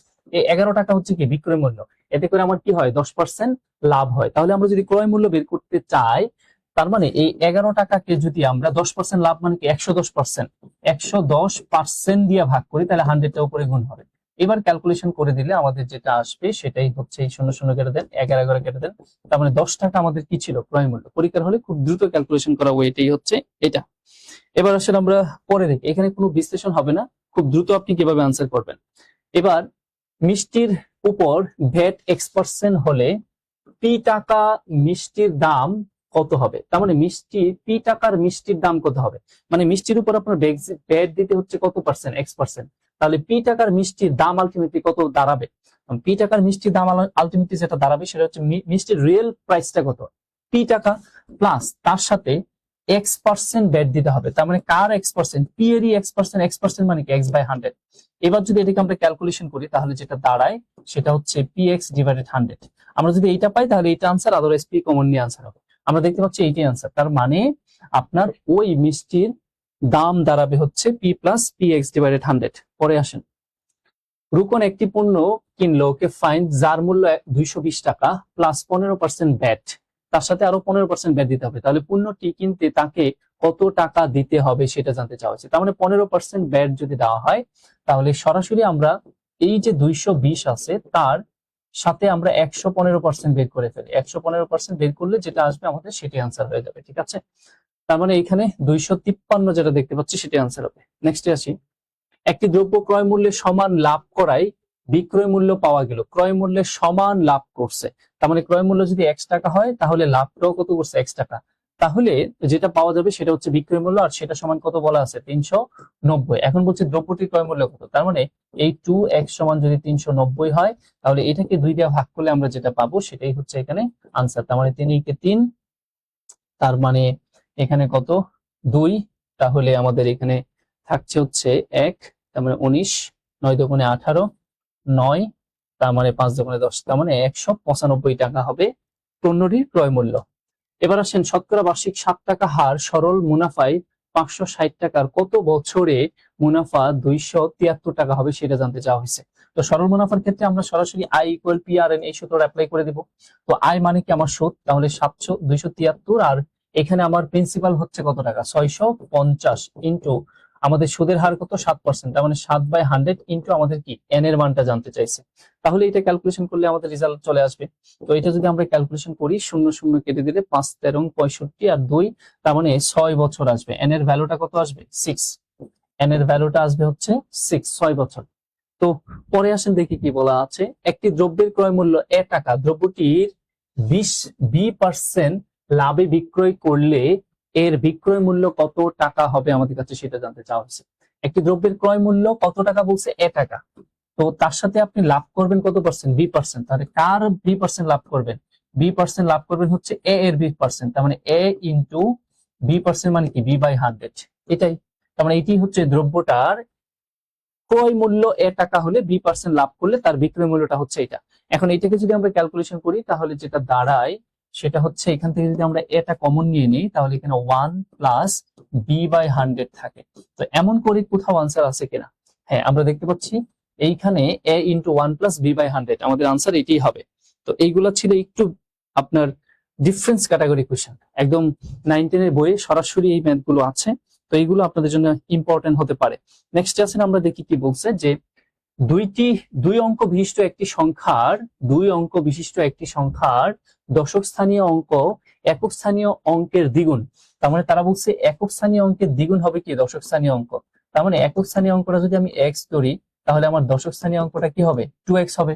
এখন তারা বলছে একক স্থানীয় অঙ্ক x হলে, মানে এখানে তারা বলেই দিছে আসলে একক স্থানীয় অঙ্ক x হলে সংখ্যাটি কত হবে। তাহলে সংখ্যাটি হবে হচ্ছে আমাদের 10 ইন্টু দশক স্থানীয় অঙ্ক কত 2x প্লাস 1 ইন্টু একক স্থানীয় অঙ্ক মানে কি x। এটা ক্যালকুলেশন করলে আমরা এখানে পাচ্ছি হচ্ছে 20x প্লাস এখানে কত x, অতএব আমাদের 21x এটাই হচ্ছে আমাদের কি সেই সংখ্যাটি। আচ্ছা, কে কে আনসার করতে পেরেছেন? আচ্ছা, নেক্সটে আসি দেখি কি বলছে। এখানে root over 2x minus 3 plus 5 সমান 2 হলে এর সমাধান কি হবে আমাদের কাছে সেটা জানতে চাওয়া হয়েছে। তাহলে আগে এই ক্যালকুলেশনটুকু করে নেন, রুটের অংশটুকু রেখে ওইটা করে নেন। 5 ওই পাশে গেলে কি হয়ে যাবে, 2 থেকে বিয়োগ করলে -3 হবে। এবার আমার রুটটা উঠাইতে হবে, রুট উঠাইতে গেলে কি করতে হবে, ওই পাশে বর্গ করতে হবে। তো বর্গ যদি করি তাহলে এটা 2x - 3 আর এটা হয়ে যাবে কি +9, কারণ আমরা নেগেটিভ সংখ্যাকে বর্গ করলেও সেটা কি হয়ে যায় পজিটিভ হয়ে যায়।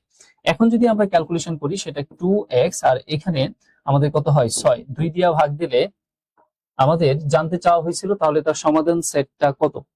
আমরা যদি এখানে 3 যোগ করি তাহলে কত হবে 12। এবার 2 দিয়ে ভাগ দিলে x এর ভ্যালুটা কত 6, তার মানে এটার আনসারটা কত 6। আচ্ছা, নেক্সট আসেন দেখি কি বলছে। এই টাইপের কোশ্চেন গুলো কিন্তু ইম্পর্টেন্ট। নিচের কোনটি অভেদ, এটা একটা সুন্দর কোশ্চেন।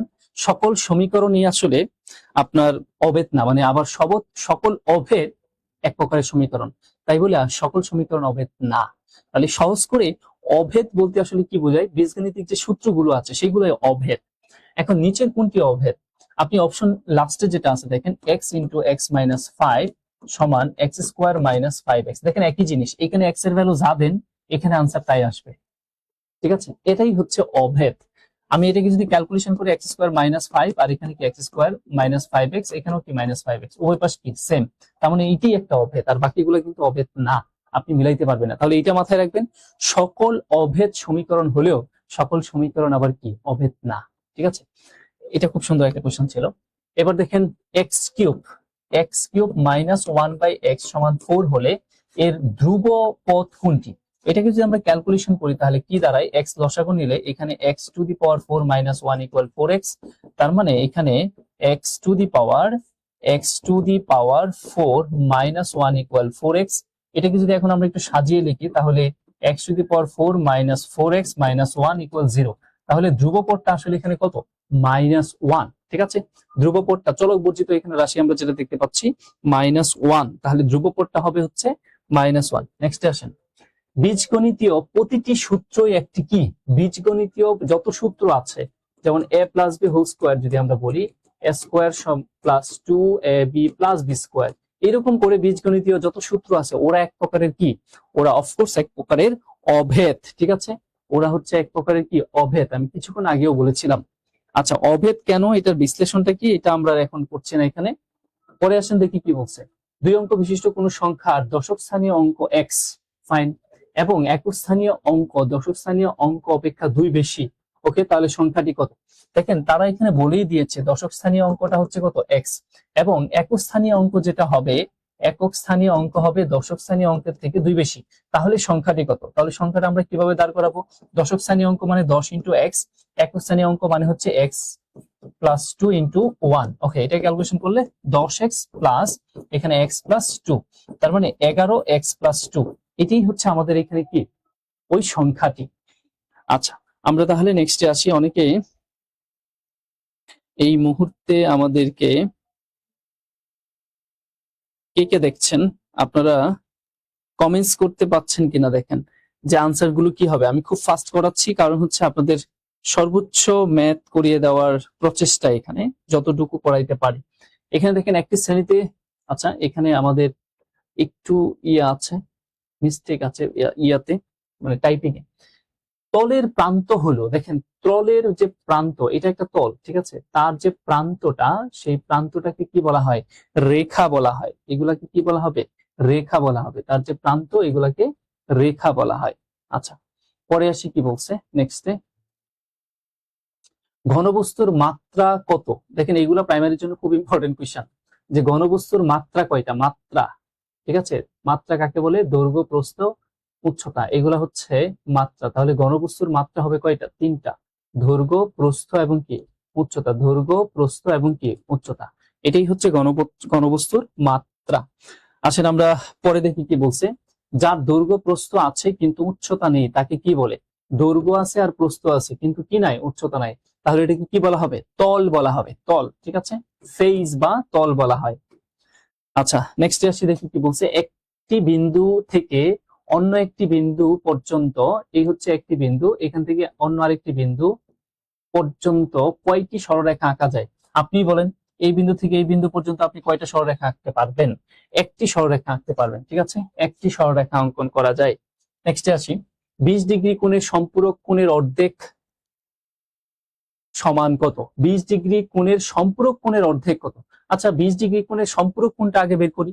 তার মানে সম্পূরক, তাহলে 180 ডিগ্রি থেকে আমরা কি 20 ডিগ্রি বাদ দিয়ে দিই, তাহলে যেটা পাচ্ছি সেটা হচ্ছে আমাদের এখানে সম্পূরক কোণ। তাহলে এইখানে 20 ডিগ্রি সম্পূরক কোণ হচ্ছে 180 ডিগ্রি, তার আবার অর্ধেক, তাহলে তাকে 2 দিয়ে ভাগ দিলে 8 দুগুণে কত? 16, তার মানে 80 ডিগ্রি। 20 ডিগ্রির সম্পূরক কোণের অর্ধেক যেটা, সেটা হবে হচ্ছে 80 ডিগ্রি। নেক্সট আসি, দেখি কি বলছে, সমকোণী ত্রিভুজের সূক্ষ্ম কোণদ্বয়ের অন্তর 8 ডিগ্রি হলে ক্ষুদ্রতম কোণটির মান কত? সমকোণী ত্রিভুজ, ঠিক আছে, এই হচ্ছে একটি সমকোণী ত্রিভুজ, তাহলে তার বলছে সূক্ষ্ম কোণদ্বয়ের পার্থক্য 8 ডিগ্রি। সাপোজ এই কোণটা যদি x হয়, তাহলে এই কোণটা যেটা হবে সেটা হচ্ছে x+8। এখন আমরা কি জানি, সমকোণী ত্রিভুজের সমকোণ বাদে বাকি যে দুইটা কোণ আছে, x আর একটা হচ্ছে x+8, এই দুইটা কোণের যোগফল অবশ্যই কত ডিগ্রি হবে? 90 ডিগ্রি।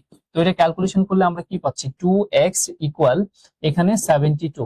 অতএব আমরা ক্যালকুলেশন 72 না, এটা 82, তাহলে ক্যালকুলেশন করলে আমরা 2 দিয়ে ভাগ করলে 4 আর 2 দিয়ে ভাগ করলে 1, তার মানে 41 ডিগ্রি পাচ্ছি হচ্ছে আমাদের ক্ষুদ্রতম কোণ যেটা। এখন যদি আপনাকে বৃহত্তম কোণ বলে, তাহলে 41+8, দ্যাট মিন্স 49 ডিগ্রি হবে হচ্ছে বড় কোণের মান।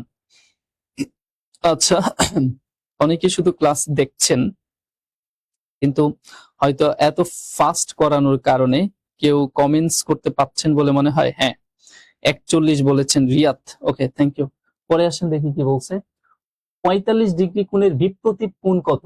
বিপ্রতীপ কোণ আপনি যদি সংজ্ঞা না জানেন তাহলে পারবেন না। দুইটি সরলরেখা পরস্পর যদি ও বিন্দুতে সেট করে, তাহলে যে চারটি কোণ তৈরি হয়, এই চারটি কোণের একে অন্যের বিপরীত কোণগুলোকে কি বলা হয়? বিপ্রতীপ কোণ বলা হয়, ঠিক আছে। তার মানে এখানে 1 আর 2 এরা হচ্ছে বিপ্রতীপ কোণ, আর বিপ্রতীপ কোণ পরস্পর কি থাকে? সমান। 2 আর 4 এরা হচ্ছে বিপ্রতীপ কোণ। তার মানে তারা বলতেছে, ধরেন এই কোণটা যদি 45 ডিগ্রি হয়, তাহলে তার বিপ্রতীপ কোণ কি হবে? 45 ডিগ্রি হবে। তাহলে 45 ডিগ্রি বিপরীত কোণ কত হবে? 45 ডিগ্রি হবে, ঠিক আছে। এবার আসেন আমরা পরে যাই, 49 বড়, yes mister Riyad, thank you. নেক্সটে আসি, রৈখিক যুগল কোণের পরিমাণ কত? রৈখিক যুগল কোণ, ঠিক আছে, এই একটা কোণ আর এই একটা কোণ, দুইটা কোণকে যদি আমি যোগ করি, তাহলে তার যুগল কোণের সমষ্টি কত হবে? 180 ডিগ্রি হবে, 180 ডিগ্রি। আসেন আমরা পরে দেখি কি বলছে, 50 ডিগ্রি কোণের প্রবৃদ্ধ কোণ কত? দেখি তো এটা পারেন কিনা।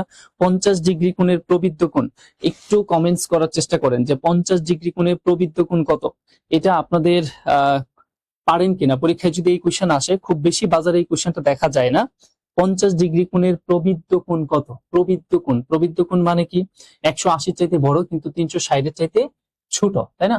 তার মানে দুইটি কোণের যোগফল অবশ্যই 360 ডিগ্রি হইলে একটি অপরটি প্রবৃদ্ধ আপনি বলতে পারেন। তার মানে আমরা এখানে 50 কার সাথে যোগ করলে 360 পাবো? এখানে পাচ্ছি না। এখানে 50 যোগ করলে 360 পাচ্ছি না, এখানেও পাচ্ছি না। এখানে 50 যোগ করলে কি আমাদের 360 আসবে? না। আমরা যদি এই 310 এর সাথে 50 ডিগ্রি গুণ করি, যোগ করি, তাহলে কত? 360 পাচ্ছি। অতএব 50 ডিগ্রির প্রবৃদ্ধ কোণ কোনটা হবে? 360 ডিগ্রি। ওকে, 360 ডিগ্রি মায়া বলেছেন, থ্যাংক ইউ, সুন্দর। নেক্সট আসেন, দেখি কি বলছে, নিচের কোন ত্রিভুজটি কোণগুলোর অনুপাত 1 1 2? নিচের কোন ত্রিভুজের কোণের অনুপাত 112 হবে। দেখেন 112 এর ক্ষেত্রে যে ত্রিভুজটা হয় সেই ত্রিভুজটা আসলে কি, আমি যদি এটিকে 45 ডিগ্রি দ্বারা গুণ করি তাহলে এখানে আসে হচ্ছে 45 ডিগ্রি, 45 ডিগ্রি এবং কি 90 ডিগ্রি। তার মানে এটাকে কি ধরনের ত্রিভুজ বলা হয়?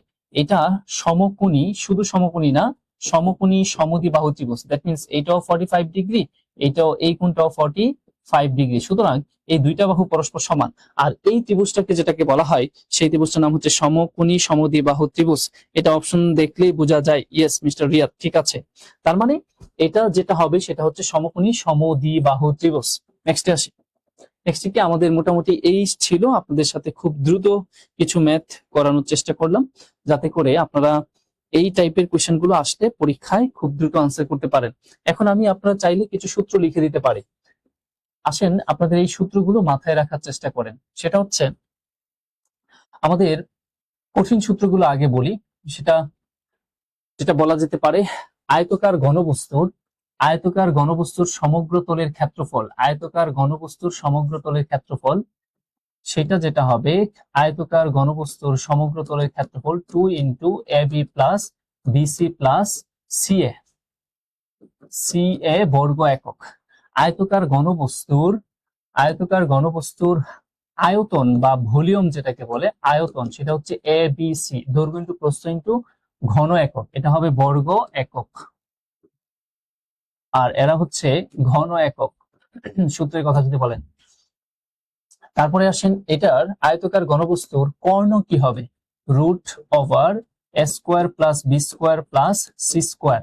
ঠিক আছে, এবার আসেন আয়তকার ঘনবস্তুর 4 দেয়ালের ক্ষেত্রফল। যদি আপনার 4 দেয়ালের ক্ষেত্রফল বলে, 4 দেয়ালের ক্ষেত্রফলের সূত্র যেটা হবে পরিসীমা 2 ইন্টু দৈর্ঘ্য প্লাস প্রস্থ ইন্টু উচ্চতা, মানে কি সি বর্গ একক, যদি 4 দেয়ালের ক্ষেত্রফল জানতে চাই। এটা ছিল আমাদের আয়তকার ঘনবস্তুর ক্ষেত্রে। এবার আসেন আয়তকার ঘনবস্তুর পরে আমরা ঘনকে চলে আসি। ঘনক যার দৈর্ঘ্য প্রস্থ এবং উচ্চতা সবই সমান, সেই ক্ষেত্রে এইখান থেকে আমাদের যে সূত্রটা ক্ষেত্রফল, সমগ্র তলের যে ক্ষেত্রফল, সেই ক্ষেত্রফলের সূত্র হবে 6a square, that means 6a square বর্গ একক। যদি সূত্র মনে না থাকে রিভাইজ করে নিতে পারেন। এবার আয়তন যেটা হবে সেটা হচ্ছে a কিউব, ঘন একক। এবার আসেন কর্ণ যেটা হয় সেটা হচ্ছে রুট 3a একক। ঠিক আছে, এবার এখান থেকে আপনার আর কি জানতে চাইতে পারে, দুইটি কর্ণের যোগফল জানতে চাই। মাঝে মাঝে দুইটি কর্ণের যোগফল যদি বলা হয় তাহলে 2 ইন্টু রুট 3a এমনটা হবে। ঠিক আছে, এবার আমরা যেটা দেখব সেটা হচ্ছে সিলিন্ডারের কথা যদি বলি, সিলিন্ডার এর সমগ্র পৃষ্ঠের ক্ষেত্রফল, তাহলে সিলিন্ডারের সমগ্র পৃষ্ঠের ক্ষেত্রফল, অথবা বক্রপৃষ্ঠ বলে একটা কথা আছে, বক্রপৃষ্ঠের যে ক্ষেত্রফল সেটা আপনি দেখেন, বক্রপৃষ্ঠের ক্ষেত্রফল বৃত্তের পরিধি ইন্টু উচ্চতা, that means 2 pi R into H বর্গ একক। এটা হলো বক্রপৃষ্ঠের ক্ষেত্রফল। আর যদি সমগ্র পৃষ্ঠের ক্ষেত্রফল বলে, ঠিক আছে, সমগ্র পৃষ্ঠের ক্ষেত্রফল যদি বলে সেক্ষেত্রে যেটা হবে সেটা হচ্ছে তার সাথে আরো পাই আর স্কোয়ার, দুইটা বৃত্তের যোগফল ক্ষেত্রফল এড হবে। তার মানে 2 পাই আর ইন্টু এইচ, এর সাথে 2 পাই আর স্কোয়ার এড হবে।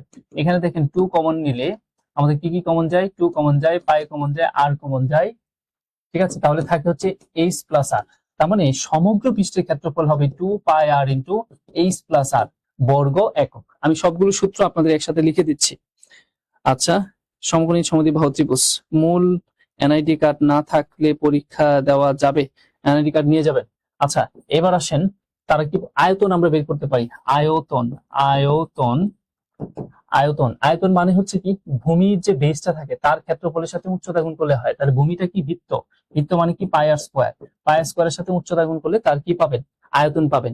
এবার আসেন এই ঘনক থেকে আমরা আরেকটা জিনিস শিখে নেব, সেটা হচ্ছে কোণের আমরা আয়তন বা বক্রপৃষ্ঠের ক্ষেত্রফল, কোণের আয়তন যদি বলেন, কোণের আয়তন সাপোজ এই হচ্ছে একটা কোণ, তার মানে একটা সিলিন্ডারকে একটা কোণ আঁকলে এখানে 3টা কোণ পাওয়া যায়, 1, 2 এবং 3। তাহলে কোণের আয়তন যদি আমরা বলি, কোণের আয়তন সেটা হচ্ছে সিলিন্ডারের আয়তন যা আছে পাই আর স্কয়ার ইন্টু এইচ, তাকে 3 দিয়ে ভাগ করলে যেটা আসে সেটাই হচ্ছে আপনার কি কোণের আয়তন। এবার আসেন কোণের ক্ষেত্রে যদি আমরা ধরেন আমি কোণটাকে আলাদা করে চিন্তা করি। এই যে কোণটা, এইটার এই কোণকের এই রেডিয়াস হচ্ছে আর, আর হাইট হচ্ছে এইচ, আর স্ল্যান হাইট হচ্ছে এল। এখন এইখান থেকে আপনার মাঝে মাঝে কি জানতে চাই, স্ল্যান হাইট বের করতে বলে, বা হেলানো বাহুর দৈর্ঘ্য, হেলানো বাহুর দৈর্ঘ্য। খেয়াল করে দেখেন, এই কোণকের হেলানো বাহুর দৈর্ঘ্য মানে হলো সমকোণী ত্রিভুজের অতিভুজ। ঠিক আছে, তাহলে সমকোণী ত্রিভুজের অতিভুজ যেটা, সমকোণী ত্রিভুজের অতিভুজের কথা যদি বলি, এল এর মান, তাহলে এখান থেকে আমরা যদি এইগুলো মুছে দেই, খেয়াল করে দেখেন, তাহলে আপনি একটা সমকোণী ত্রিভুজ পাচ্ছেন। তাহলে এই সমকোণী ত্রিভুজের আমাদের এটা এইচ ছিল, এটা আর, আর এটা হচ্ছে হেলানো বাহু। তার মানে এল এর ভ্যালুটা আসবে হচ্ছে √r স্কোয়ার প্লাস এই স্কোয়ার। ঠিক আছে, এখান থেকে আবার এই কোণকের আপনার পৃষ্ঠতলের ক্ষেত্রফল বের করতে বলে অনেক সময়। তো পৃষ্ঠতলের ক্ষেত্রফল যদি আমরা বের করতে চাই, বক্রপৃষ্ঠের ক্ষেত্রফল, তাহলে যেটা করব সেটা হচ্ছে বক্রপৃষ্ঠের ক্ষেত্রফলের জন্য আমার এই বৃত্তের পরিধিটা লাগবে। বৃত্তের পরিধি মানে কি, 2πr। বৃত্তের পরিধি হচ্ছে 2πr। এর সাথে যদি স্ল্যান হাইট যদি আমরা গুণ করে দেই, তাহলে যেটা পাবো সেটা হচ্ছে কোণের বক্রপৃষ্ঠের ক্ষেত্রফল। এবার আসেন, এই কোণের সমগ্র পৃষ্ঠের ক্ষেত্রফল, তার সাথে যদি আরেকটা বৃত্তের ক্ষেত্রফল πr স্কয়ার অ্যাড করে দিই, তাহলে আবার পেয়ে যাব সমগ্র পৃষ্ঠের ক্ষেত্রফল। যাই হোক, আমরা এই জায়গাগুলো বাকি ছিল এটা বলে দিলাম। আবার আসেন গোলকের ক্ষেত্রে, সাপোজ এই হচ্ছে একটা গোলক, এই গোলকের পৃষ্ঠতলের ক্ষেত্রফল এবং আয়তন। গোলক এখানে 4টা বৃত্ত হয়, তাহলে তার যে ক্ষেত্রফল, সেই গোলকের ক্ষেত্রফল হবে 4πr স্কয়ার। 4πr স্কয়ার মানে 4টা বৃত্তের ক্ষেত্রফল। আর এখানে আয়তন যেটা হবে সেটা হচ্ছে 4/3πr কিউব। 4/3πr cube. জ্যামিতির ক্ষেত্রে এই জায়গাগুলো মনে রাখতে পারেন।